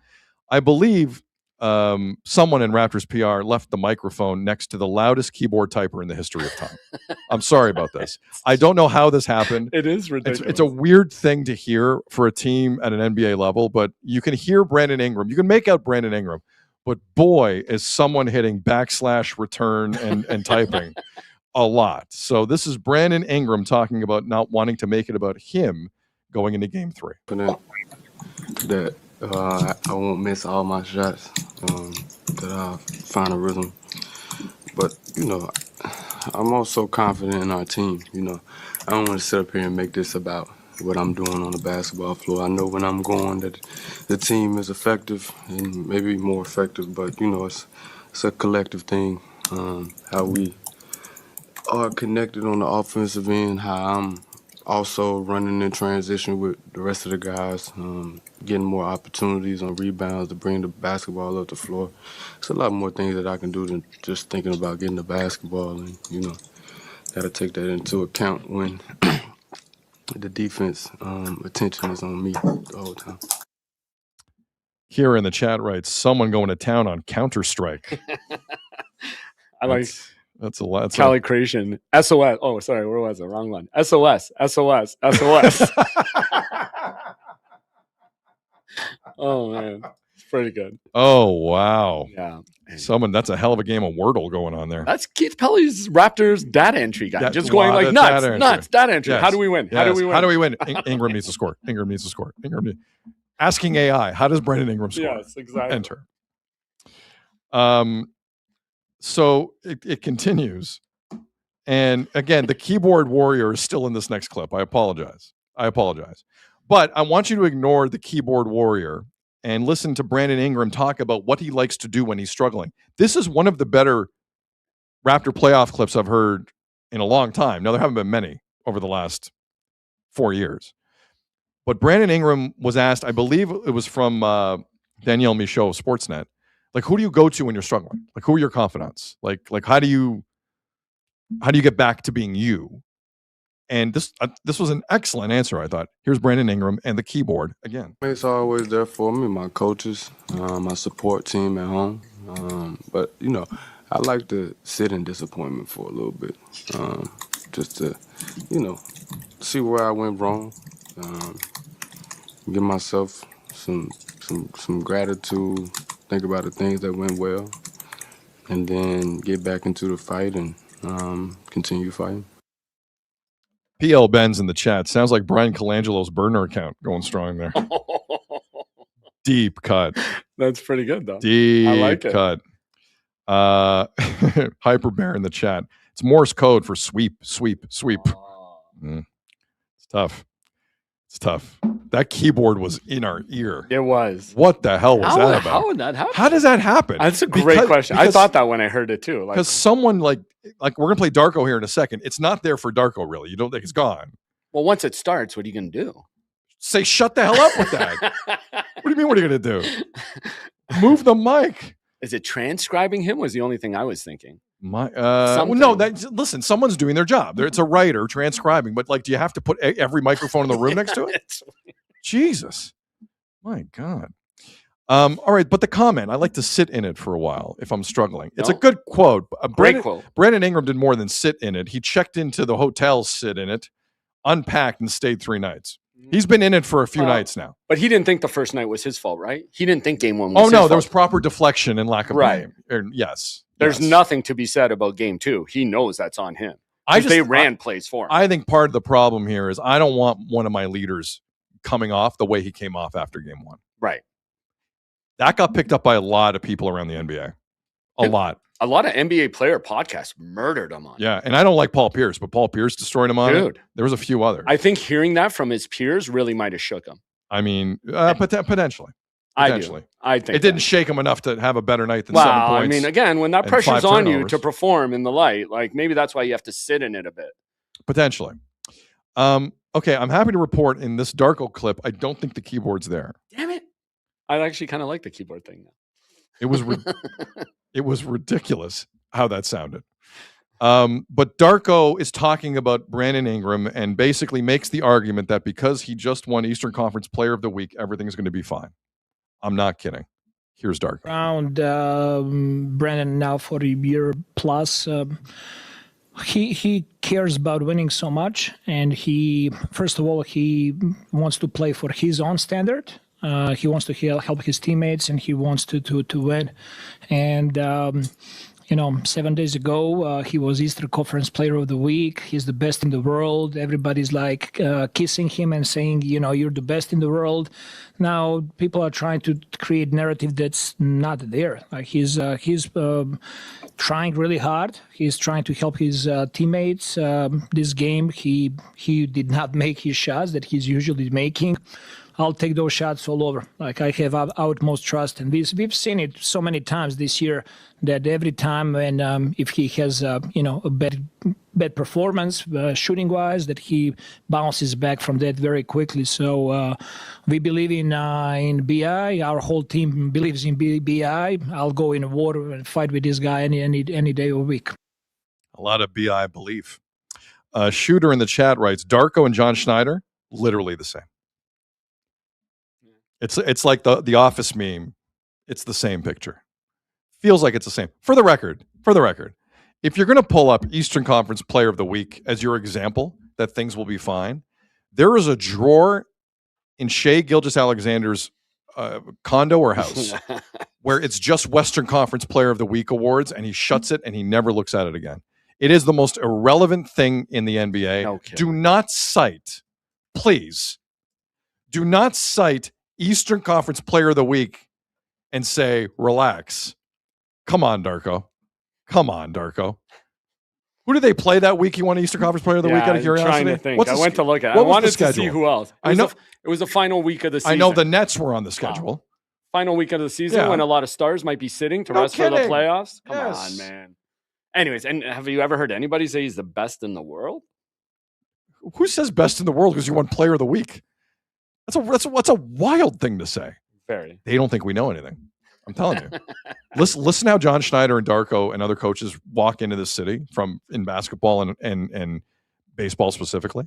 Listen to how they speak to us. Wow. I'm serious. Listen to how they speak to us. And again, they both do the thing when they lose just to tip their cap or give credit to the other team. Chris Betty in the chat. It's a Toronto coaching thing. Yeah, potentially. All right, so clearly Darko, listen, if Darko doesn't back his guy now, he'll never have him. Maybe one day you'll back me like Schneider and Darko back their players. Well, when you win a Podcast Host of the Week award, I will say that everyone's kissing you. Maybe I will. Yeah, for sure. The other elephant in the room, or the other 7-footer in the room, is Jakob Poeltl. We obviously, Darko yesterday was not tipping his hand as to who he was starting, Colin Murray-Boyles or Jakob Poeltl tonight. I know what I think needs to happen. I think we all do. Jakob Poeltl in 9 minutes in game 2. If you can only trust the guy with 9 minutes, like Evan Mobley, for years, the Cavs have been asking Evan Mobley to be this all over the court scorer. They bring in James Harden. Mobley's got one job now. 10 of his 13 attempts in game 2 were in the paint. There's nothing Poeltl can do about that. Nothing. Evan Mobley's job has become easier. Occasionally pop out, hit a 3, because he can. So the 7-footer and Poeltl can't handle it. I like Colin Murray-Boyles. He's 6'7". He's not 7 feet. He's in for a rough ride, and I like CMB a lot. But that is also a disadvantage. And And credit to Michael Grange of Sportsnet, who kind of had a minor go at Darko about, like, what are you missing from Pirtle? And what does he need to do? And generally, Darko went down the road of, like, you gotta help us out offensively here a little bit. This is what he said. He was catching the ball and trying to connect. He still needs to do that, but he needs to be also like part of the solution for us. He needs to be aggressive. He needs to dominate the glass when he's catching offensive rebounds, being able to put it back and finish. I think defensively he did well against his matchups. He's going to be a big part in a game 3, and I believe he's going to perform really well. I thought that a couple of times when he was catching the ball, he was just forcing how to connect with his teammates, which is, they always say like your biggest strength is your biggest weakness, and his biggest strength is he wants to connect with his teammates all the time and get them involved. And, sometimes he just needs to be aggressive for himself to score, to get in the right spots on the floor and attack. You just can't stand there and do nothing. That's what that code is for. Chris in the chat goes, Azzo just has to beat out the smartless guys to win podcast host of the week. You have to take a vacation eventually. And be the best in the world, and everyone kisses you, according to Darko. No, but you talked about Pirtle on the defensive end. Like, yeah, it's the offensive end. I think he's like just brutal too. It looks like he doesn't want to take a 15-foot jumper. So what he lacks in offensive skills, he makes up for by being bad defensively. Right. So what they gave him $100 million, man. But they he gave also him just, $100 million. Yeah. I just don't. If you can't play Pirtle now, when the hell are you ever going to play him? No kidding. Well, and he didn't play him in game 2 though. He didn't. played 9 minutes. So what's Darko saying? Then tell him not to get past the ball. Tell him to shoot. But I think it's time. Like, I think Darko was well within his rights tonight. Start CMB. Yes. Start CMB. Jacoby Walter starts. He's had an illness, Walter, but apparently he's good to go tonight. Start Jacoby Walter, sit Jamal Shed, start CMB, sit Pirtle. Guess what? If that's not working, you try something else. But at some point, accountability has to come to Toronto sports. Players have to be made accountable. You are not owed anything past your paycheck if you do not perform. I have no problem with Jakob Pirtle. None. That was a joke the other night. For a $100 million commitment, that was a joke.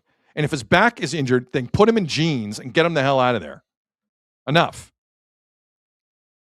So what happens tonight, Azzo? Well, to your point, like, are you going to come home and try and start the game with some energy and run the ball and push the ball up the court thinking you're a fast break? If you push the ball, you better not turn it over then. Yeah, no, but you better start the younger guy. Start CMB over Pirtle because Pirtle's not getting up the floor. We're a transition team with a guy with half a bag. Okay, sure. You made that point the other day. Sure. You were bang on. Like, so if you're going to start tonight at home and you want to run the ball up, you want to force it, you want to fast break, you want to play that tradition, then yeah, you better start CMB. You better start the younger guys. Walter, whoever, like, put somebody else in there who can run up the court if you want to start the game that way at home, which at home I think would make sense. Why wouldn't you? Flippin' A in the chat. Pirtle can learn from Santander. About how to deal with an injury or how to nurse it. We'll have more on Santander coming up in just a few Somebody seconds. check his shoulder. Maybe he can't. That's why he can't shoot. Check his shoulder. John Gallagher in the chat. They will lose tonight and then win Sunday and lose the next game. Yeah, they don't play Saturday. They play Sunday. Yeah. You want to hear something funny? Everybody always thinks 2 days. I know, right? Like, I've screwed that up 100 times too. I've cleared up my schedule for Sunday. I'm like, oh, the Raptors will play Sunday afternoon. That might be sweep day. That might be sweep day. It's a full house tonight for the Raptors, right? Yeah, it always is. It has Raptors to have their be. following. It's always a full It has to be. You just never Even know. when they suck, it's a full house. The energy on there is always good. But again, there's no buzz in this city. Like, I worry about that. No, it's true. Like, there's no buzz. That's actually true. For the playoffs, there really isn't much buzz. No buzz at all. You want to hear how I was an idiot? I told a buddy I'd help him move some stuff on Sunday. But it's going to be later in the day. Well, you and the Raptors will be moving things on maybe, Sunday. maybe. Raptors will be moving out of their locker rooms because they may get swept. Yeah. But the Raptors haven't been swept yet. Show me the Raptors when Ingram is engaged. I don't believe that Cleveland team is that good. I do not believe it. Well, here's the other funny thing. My buddy has really good Raptor seats, like seasons. Yeah. So sometimes if he can't sell them, and I wonder if it's 3-0, if he's going to have a problem, he'll be like, hey, want to come to the game? And I'm going to have to say no because I already committed to moving. Or is that a bad No, way? you're a good person. Yeah. If you commit no, don't bail on it. No. If I get asked to go to a Raptors game, is that not a good reason to bail on helping? John Schneider would. You wouldn't. Don't do that. Yeah. Don't do that. But at this age, though, we got to stop moving stuff. No, just hire someone. But it's putting stuff in storage, to be fair to that person. I think hiring a mover is a good idea. Now, if it's not in the budget, it's not in the budget. Yeah. But and it's putting stuff into storage for a month till they get their new house. See, your problem is you're generally a stocky, strong human being. Yeah. Like, honestly. You're like a bigger Jake Laser. And they have to work that day, so we have to do it after they're done work at like 6 o'clock at night on Sunday nights. So I can't even fully enjoy it. You're doing a 6 p.m. Sunday night move with your buddy? Just a few. Tell him to go to hell. I take it all back. If you invite me over to move on a weekend, it's between 10. No, I'll give you this. It's between 8 and 2. We are done the move by 2. By 2, you have ordered fast food and we're having some beers. It's not even no worth later than that. That's true. That's fair. That's fair. So you're having a better Sunday than me anyway. I'm gonna have a better Sunday than I have today. Did I tell you my story today? No. Is it drive-through again? No. Okay. So I have to go to a new dentist today. Oof. First visit to a new dentist might be the worst thing ever. So my dentist in East York is amazing, but I couldn't go to her after doing these hours that you and I now work. Like it just didn't work with the with their schedule. Yeah. And I tried. I was willing to go in on a Saturday. It's like, can't do it. It's like, okay. Some places don't open, so yeah. So I'm going to a new dentist today. And I'm like, are you taking new patients? They're like, yeah. I go, okay, so let's book today. Let's book April 23rd. They're like, no problem. Wow, you're even demanding of the dentist, huh? You tell them when you're booking? Sorry, wait till I'm done the story. So before deciding who's demanding. So I'm like, okay, so I'll see you Thursday, April 23rd. I'm like, how long do you need for the first appointment? They're like, 2 hours. I said, you got to do the squeeze me? X-rays. Every new dentist needs X-rays. You need an hour with the hygienist and the hour with whoever the other one is. What's the other one? The X-ray person? Yeah. I don't know. The hygienist. The hygienist. Yeah. So basically, I have had to book out like a Champions League soccer game in my schedule worth of time, a 2-hour block to go to the dentist today. And it's like, for 2 hours. That's the worst part. And I'm like, there's no way that's 2 hours. There's no way. Now, my main nightmare is I sit in the chair and the dentist looks at me and goes, what? That's mine. Great Satan. Yeah. Like, that's my nightmare. But I got 2 hours. But you've been going regularly. You're just switching dentists. I just don't get why they can't get your stuff from the old dentist. Why do they have to do everything new themselves? I'm Jordan in the chat goes 1 hour with admin, guarantee it. They're looking to milk you with dumb stuff for the next 3 years. Sorry for the profanity that slipped through. Here's the thing, though. Here's the thing. I am not going to stand for you have a cavity every time I show up. Yeah. I'm putting my foot down. I know. You have once every 2 years, we're going to take care of the cavities, and I'm leaving every other time. I switched dentists too. I'm not doing this. When I was off last year. I'm not doing this. And yeah, I kind of ran into that situation. Now I don't know what to do. So much like watching the Raptors, I might be pulling teeth this afternoon. All right, quickly. Let's just to follow up on my move. Go ahead. Flippin' A. If Azzo shows up on Monday, he's looking like Pirtle with the bad back. It's probably true, Flippin' A. You're probably right, dude. Hey, Azzo, can you help me move? Yeah. What time you need me there? 11 p.m. Show up at 11 p.m. for the move. It'll be fine. You're going to laugh when I tell you why and who after. Are you helping a rash move? No. You mentioned him earlier in the show, but anyway. Okay. Oh, I forgot what I said 5 seconds ago. Someone's asking us about Mike Vrabel. I'm not talking about Mike Vrabel. Speaking about awkward conversations, that's the one we're not going to have. It's draft night in the NFL, by the way. There's the segue. You going to be there? Draft night. By the way, so it's in Pittsburgh. Fernando Mendoza of Indiana is going to go first to the Raiders. My only thing is and he's taking heat for staying with his family and not going to Pittsburgh to be part of that. I would do that every day of the week. I would stay with my family, my friends, my teammates, my coaches. I would have a party in my hometown. I would never go to a draft if I was Fernando Mendoza. You don't want to dap up Roger Goodell? No, I don't want to dap up Roger Goodell. Special handshake with the commish. Is Seth Rollins going to announce a pick? That was happening now with the WWE? Apparently on Good Morning Football today. That wasn't a work at all. But I love that the kid is going to be there with his family when the Raiders take him first overall tonight. What's your one NFL draft thought for tonight? Can't wait to see how the Jets screw it up with the second overall pick. And that's where it's going to go off. And they will. Yeah. because the third pick gets interesting. By the way, for those listening and watching us right now, you might not be aware of this. The time between first round picks has changed. It's gone from 10 minutes to 8 minutes. It will feel like a quicker first round of the NFL draft tonight. All right, Sens and Canes this evening. I was going to say, good segue to Pittsburgh. No, we go to the Sens first. Oh, right. Because something I thought something weird happened with the Sens yesterday. So Sens are down 2-0. Kind of a big game for the Sens. The Sens lose this game, it's over tonight. Huh. So yesterday, Travis Green set up an optional practice in Ottawa. Okay. The following players were not on the ice for the Ottawa Senators: Linus Ullmark, Zub, Brady Tkachuk was on the ice earlier, but not there for the optional.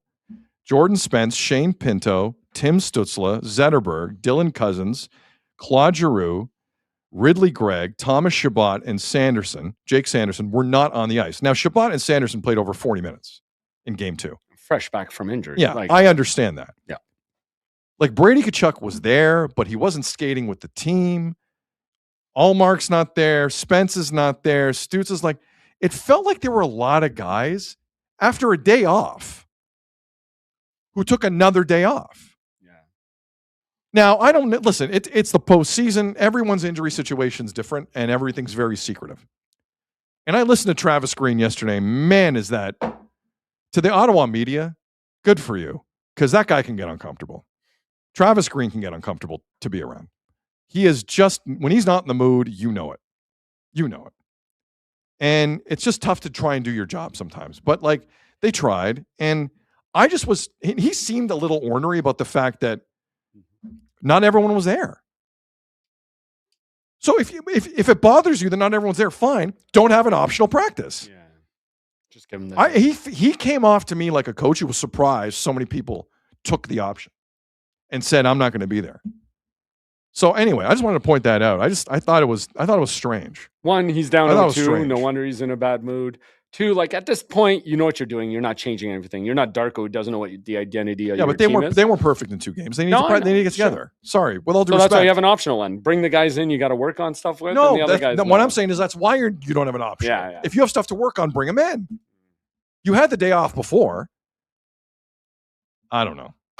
We'll see. They got to feed off that crowd. We'll see what happens. You're right. It's a pivotal game for them. It is a pivotal game. So anyway, I just found that weird from the Ottawa Senators. And I having heard Green post game, he seemed annoyed.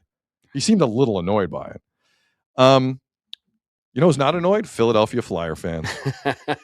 They beat Sidney Crosby and the Pens 5-2. They're up 3-0 in that series. Crosby has 1 point. He was called for diving. People Did are you laughing. see that? That was ridiculous. He was diving. Crosby was diving. But it was ridiculous. What was he doing with his stick to hit him in the face like that? That was stupid. It's either a dive or it's not. It's not coincidental minors. Yeah. That's a cheap way to go about it if you're a ref. That's cheap. It's either one or the other. He dove or he didn't dive. Yeah. What is it? Because if he dove, it's not a high stick. Right. If it's not a dive, then maybe he high sticked him. I agreed on those refs were out of their mind. Even the 6 guys in the box at the time, 5 guys, like what? It's crazy. Doing? But a message to the Pittsburgh Penguins and their supporters. Let's go. And I'm going dead in the camera on this. If you're a little annoyed that you had a great regular season and things aren't working out, if you're a little annoyed that the promise of the regular season is fizzling quickly in the postseason, if you're a little annoyed at the confidence that was shown throughout the season by not only the team, but maybe the guy running the entire operation, Kyle Dubas, and things aren't working out in the playoffs, let me tell you something. Welcome to Leafs Nation. I don't know if you've noticed this. This is Dubas's deal. Spike footballs when you shouldn't be, and when you get to the meat and potatoes of it, you choke. Welcome to the Kyle Dubas experience. And the next time you think of putting out a suck on it video towards the entire media after you clinch a playoff spot in the worst division in hockey, think again and don't do it. But to everyone in Pittsburgh, if you're annoyed at this, get your popcorn ready. Because this is what Kyle does. The genius of Kyle Dubas. And if you don't like it, too bad. Enjoy the summer. Pathetic organization putting out a video like that. Pathetic. Absolutely pathetic. Edward in the chat agrees with you. Typical Dubas squad, regular season wagon, playoff easy out. I don't get what they're doing. And I kind of blame the coach for it. Muse. They scored the first goal and then Philadelphia just dragged them down to their level and they're trying to scrap with It's so shocking Anthony Mantha didn't step up when you wanted him the most to step up. So weird. So weird. Where's Eric Carlson when you need him? Where's Eric Carlson when you need him? I don't know, just cashing checks and not putting in an effort like he has for most of his career. Unbelievable. But that hasn't been their game all year. Why are you trying to get scrappy and fighting now? It's so stupid. And you scored the first goal and then let them bring you down. It's crazy to me. Somewhere in Pittsburgh's war room, someone is saying, eating a donut this morning, I thought Stuart Skinner would be way better than that. Oh, no. Get ready, Penguin fans. Overconfidence, overconfidence, overconfidence, overconfidence, excuse, golfing. That's what you're in the middle of. How does that feel? How does that feel, Fenway Sports? How does that feel? Pathetic. Pathetic. Put out another video, smart guy. Put out another video. Go ahead. Stuart Skinner and Anthony Mantha are going to get us to the conference final.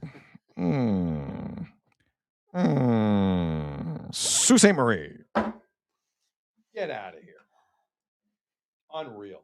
Okay, let's move on. We got about 15 minutes here, Azo. Anything else on the Pens? Hold on. No, that's it. I just couldn't believe they got dragged. They actually scored the first goal. Again, they were the favorites in the series, and the Flyers just are making them play a game that's not theirs. I don't understand it. I truly don't. I don't know if it's Dan Muse, like him being a rookie coach. I think Muse has done as good a job as possible with what he's been given. I don't. Well, fair. Considering how they look now. But don't try and scrap with the Flyers. You know what their identity is, and you're playing their style of hockey. When you had home ice, you were the favorites in this series. Again, you scored the first goal. You were in the game. You were up on that game. I'm with it. And then you just got dragged down to the gutters, and then they just wiped the ice with you. Moose in the chat, Sidney Crosby would hate a video like that. I can almost guarantee it. Boom. It's true. Boom. No one asked Sid if he liked the video. No one asked Sid if he liked the video celebrating, clinching. What a goal. We did something 50% of the league does. Suck on that, NHL. Do you know how hard it is not to make the playoffs in the NHL? You know how bad you have to be to not make the playoffs? Leaf fans know, relax. Leaf fans know that full well. Shotgun drop, boom face.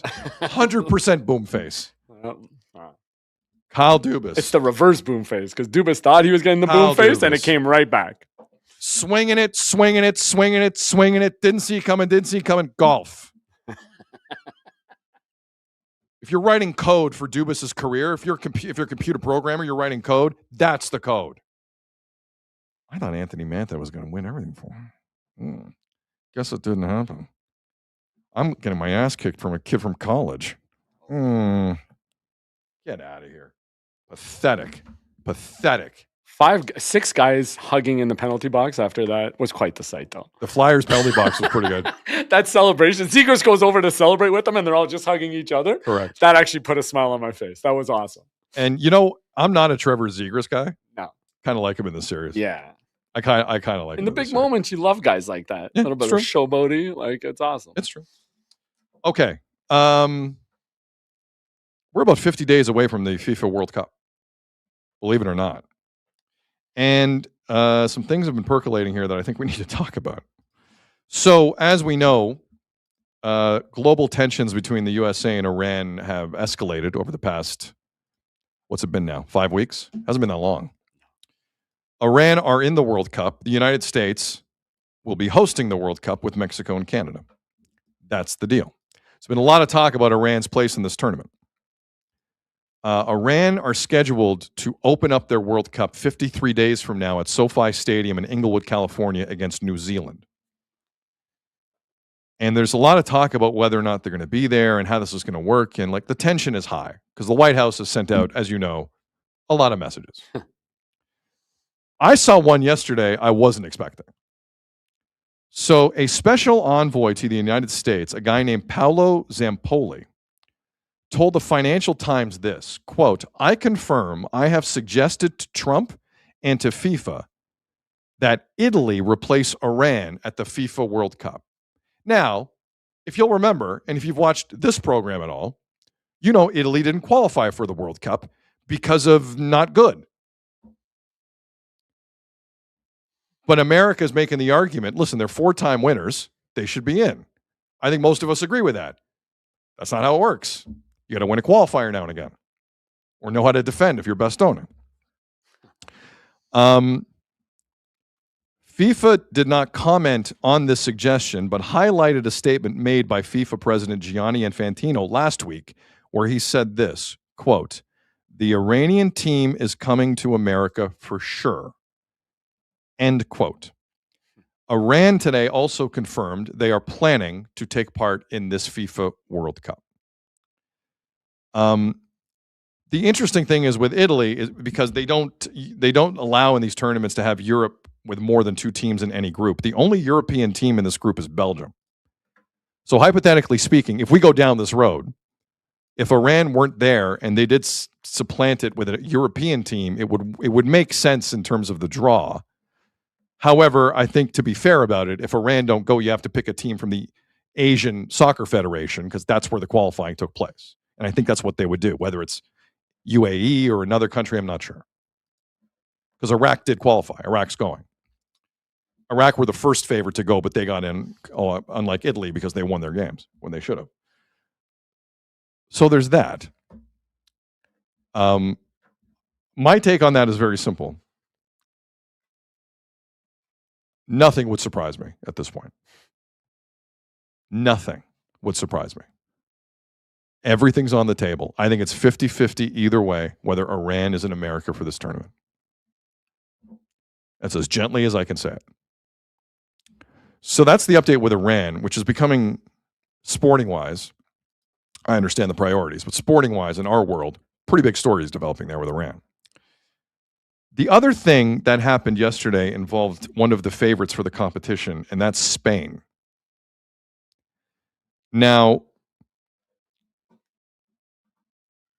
they have a kid on their roster named Lamine Yamal. Lamine Yamal is a winger, a right-sided player.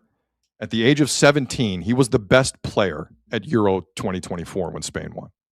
He was the best player on the field at 17, okay?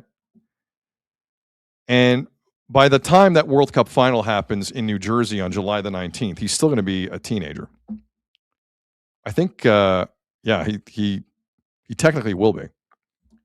And I think I've said this before, but I want to repeat it. In terms of the countries I think that can win this World Cup, you cannot ignore the support Argentina is going to get in the States. You cannot do it. It is going to be madness. You cannot ignore France at any level, let alone this one. They have they may be the deepest team of the tournament. France are really good. And then there's Spain, who are also disgustingly good. But they're good with this teenager, Lamine Yamal, in their lineup. Yesterday, in a La Liga game in Spain, Barcelona played Celta Vigo. And Lamine Yamal hurt his hamstring. Had to leave the game. Scored a penalty, had to leave the game. And immediately there was concern. Barcelona said, we're going to have some tests tomorrow, we'll let you know. Now, with a hamstring, it's pretty simple what you want and what you don't want. Grade 1 and 2 strains for a hamstring is 3 to 8 weeks. It's not a full tear. If you have a grade 3 strain, that's a full tear, and that's months. Now, we got the update today on Lamine Yamal, one of the best players in the world. And he is going to miss the remaining 5 games of the Spanish season for Barcelona. 5 or 6. Barcelona have a 9-point lead. So they're going to win La Liga, looks like. But Lamine Yamal, it was announced today, is going to miss the rest of the Spanish season. They were bounced from the Champions League not that long ago, courtesy of Atletico Madrid. But past that, we did not get a full update. There is belief Lamine Yamal will be available to Spain for the FIFA World Cup. Now, my concern for Spain is even if the kid comes back, that was a hamstring, okay? We're working under the pretense that he's not completely 100%. I know he's young and full of piss and vinegar. I get it. But that will inhibit you in a World Cup, a FIFA World Cup that will be played in some cases in some extreme temperatures. So Spain are a very deep team and are very good and can definitely win this tournament. This is a problem for them. And there is a part of me that wants to bump Spain down because of this. He's that important. We'll see when he gets out there. Like that first Spanish game, seeing Lamine Yamal, if he's playing, it's going to be very important to track him and see how he looks. But Spain cannot win the World Cup without a healthy Lamine Yamal because Lamine Yamal took over in that Euro. He was disgustingly good. Disgustingly good. So we'll see. But a major injury development in Spain and in Barcelona yesterday. And a lot of eyes in terms of the favorites in the soccer world are like, so we don't have to deal with that guy? Maybe. Okay. Take that. I will take that. Closer to home, TFC played a soccer game yesterday. And it was against the Philadelphia Union. Now, these are the series of home games TFC has to play so they get out of town and just don't have to play them later because of the World Cup. So they loaded up their home schedule. And at kickoff, according to Apple TV's feed, I was once again taken aback at the excitement that has taken over the city of Toronto for Toronto FC. As though if you want to throw the wide picture up, show the people here on the stream, a packed house at BMO Field. And for the listening audience, let me describe to you what I'm seeing. I'm seeing not a packed house on what was an actual pleasant evening down in Liberty Village in downtown Toronto last night, much like today. There's no one there for this. Again, I mentioned last night, Toronto FC have the third lowest average attendance in Major League Soccer. Now, this game was nuts. It was 3-3, and Canadian goalie Luka Gavran actually tied the game up on the last play of the game. It was as crazy an ending as you're going to get. Azzo, hit me with the next picture, please. What I also couldn't believe was how thin the supporter section was behind the South End. That's crazy. TFC supporters, doesn't matter what group you are a part of, are amazing folks and loyal folks. I'm looking at the end of a 3-3 soccer game in Toronto on what was a lovely evening at BMO Field. The South End, the supporter section's half full, man. It's half full. Keith Pelly's got a problem here. Now, Josh Sargent, to his credit, who I bang on constantly, did score last night. So you got your 22 millions worth there. Value. And to have a goalie score the tying goal at the end, like a Ukrainian goalie for Benfica, a guy named Anatoly Trubin, he did the same thing in the Champions League this year against Real Madrid. He scored right at the end. It was crazy. You can't get a crazier play in soccer than the goalie running the length of the field and scoring right at the death. Can't do it. But I'm a little worried at the TFC feeling in the city. A little worried. I don't know where this goes. But Keith Pelly has a challenge on his hand. Chris Betty in the chat writes, nobody cares about MLS, and it's a Blue Jays town right now. It still technically is a Blue Jays town. That could evaporate quickly, by the way. That's true. Coming home this weekend, we'll see. What do you make of the crowds, Azza? Dude, I was going to say that first picture you threw up, like you could close the upper section, just move everybody down to the lower. 100%. You can easily hand out tickets to the bottom part of the section. Yeah. Like listen, the World Cup's too close to have down. this type of feeling in the city for soccer. I'm sorry. Well, my second thought was, wait till they start playing games in January. Oh my God, yeah. What's the crowd going to be like for the January Philadelphia Union TFC game? Seriously, like MLS has a problem. They have not thought that through. I know what they're trying to do. Of course. But it's not doable with soccer outdoors in North America. It is. You can't. If this is the crowd now, like you said, it was a great night last night. Beautiful night. And that's what lovely it evening. is. Lovely evening in Southern Ontario yesterday. And no one was there. By the way, the goalie thing, only third time in MLS history, 31-year history that's happened, the goalie scores. And first time since 2010. Why didn't it say that again? Third time in MLS history a goalie scored. Yeah, I believe it. It's rare. Yeah. It's rare. 31-year history. And Yeah. shout out the Canadian Luca Gavrin. Yeah. For doing for First time for making the headlines. Great for him. Since 2010. Yes. It's insane. And can I just follow up on your Italy story? Because JJ in the chat pointed me to an ESPN article that dropped today at like 11:30 with some quotes from the Italian minister of sports. What do they say? Sports minister. So Andrea Abadi. Here's his quote to Sky News. It wasn't to ESPN. It was to Sky News. Italy's possible requalification for the 2026 World Cup is firstly, not possible. And secondly, not appropriate. I don't know which comes first. Qualification is on the pitch. Strong quote. I thought it was great. I agree with the not appropriate. Yeah. That's how mad Italians are. Yeah. They don't even want a gift. It's true. They're so mad at their team. They don't want the charity. I respect it. Yeah, so do I. That's why I wanted to get the quote in. Can I be honest with you? Portugal or Canada didn't qualify that way. I wouldn't want that either. Of course. Now, again, way back in the day in 1992, Denmark won a European championship with a late inclusion because of the war in Yugoslavia. Like it's happened where teams take it and run with it. Right. I would feel weird doing that. Because the rumor I had heard, they have another qualification thing for teams, two from Europe. No. There's no time in the schedule, man. There's not. no time in the schedule. Those international breaks are carved in. But I thought it was Carved great. in. That quote is firstly not possible, secondly not appropriate, and I don't know which comes first, which is amazing. That's a great quote. It's an awesome quote. Somebody in the chat, let me find this because I think this is a good way to end it. The kid in the chat writes the following. The Apple TV deal royally screwed MLS. Couldn't agree more. I don't know the damage it's done in other markets. All I can tell you here in Toronto is if you are not if you are a live event and you're not on either CBC, TSN, or Sportsnet regularly, you got problems. TFC's got problems. Yes. Now I know TSN's allowed like the one game a week. Maybe it's Whitecaps. Maybe it's Montreal. Maybe, like I get it. It used to be 3 games on every week, one from each team, like clockwork. Saturday night, TFC were doing a really good job on TSN carving out the Saturday night 7:00. Yep. True. It gave you a little hockey night in Canada feel with a little footy. It was smart. And then it all ended. And on top of that, and I'm on Apple TV a lot watching Toronto FC. I'm one of the few in the city.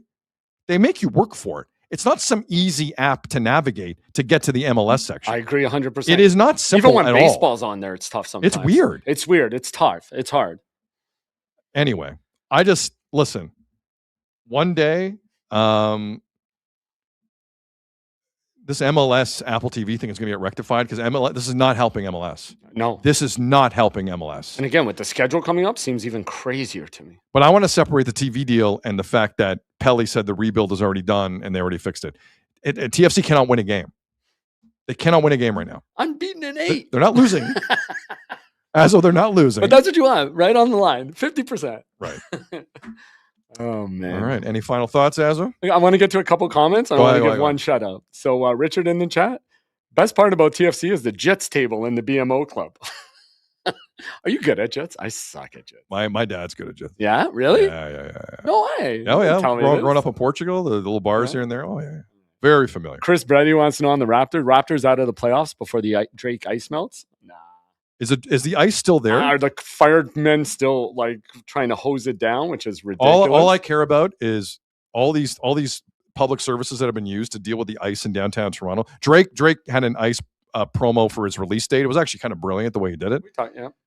Drake has to pay for everyone's paycheck on that. $1 billion%. The city of Toronto can't pay for a pack of Twizzlers right now. Yes. Like Drake has to pay for that. That's my only thing. I agree. And lastly, got to shout out Toronto Marlies. Come on, won the first game of the playoffs. Marlies 5-0. Our boy Artie got the shutout.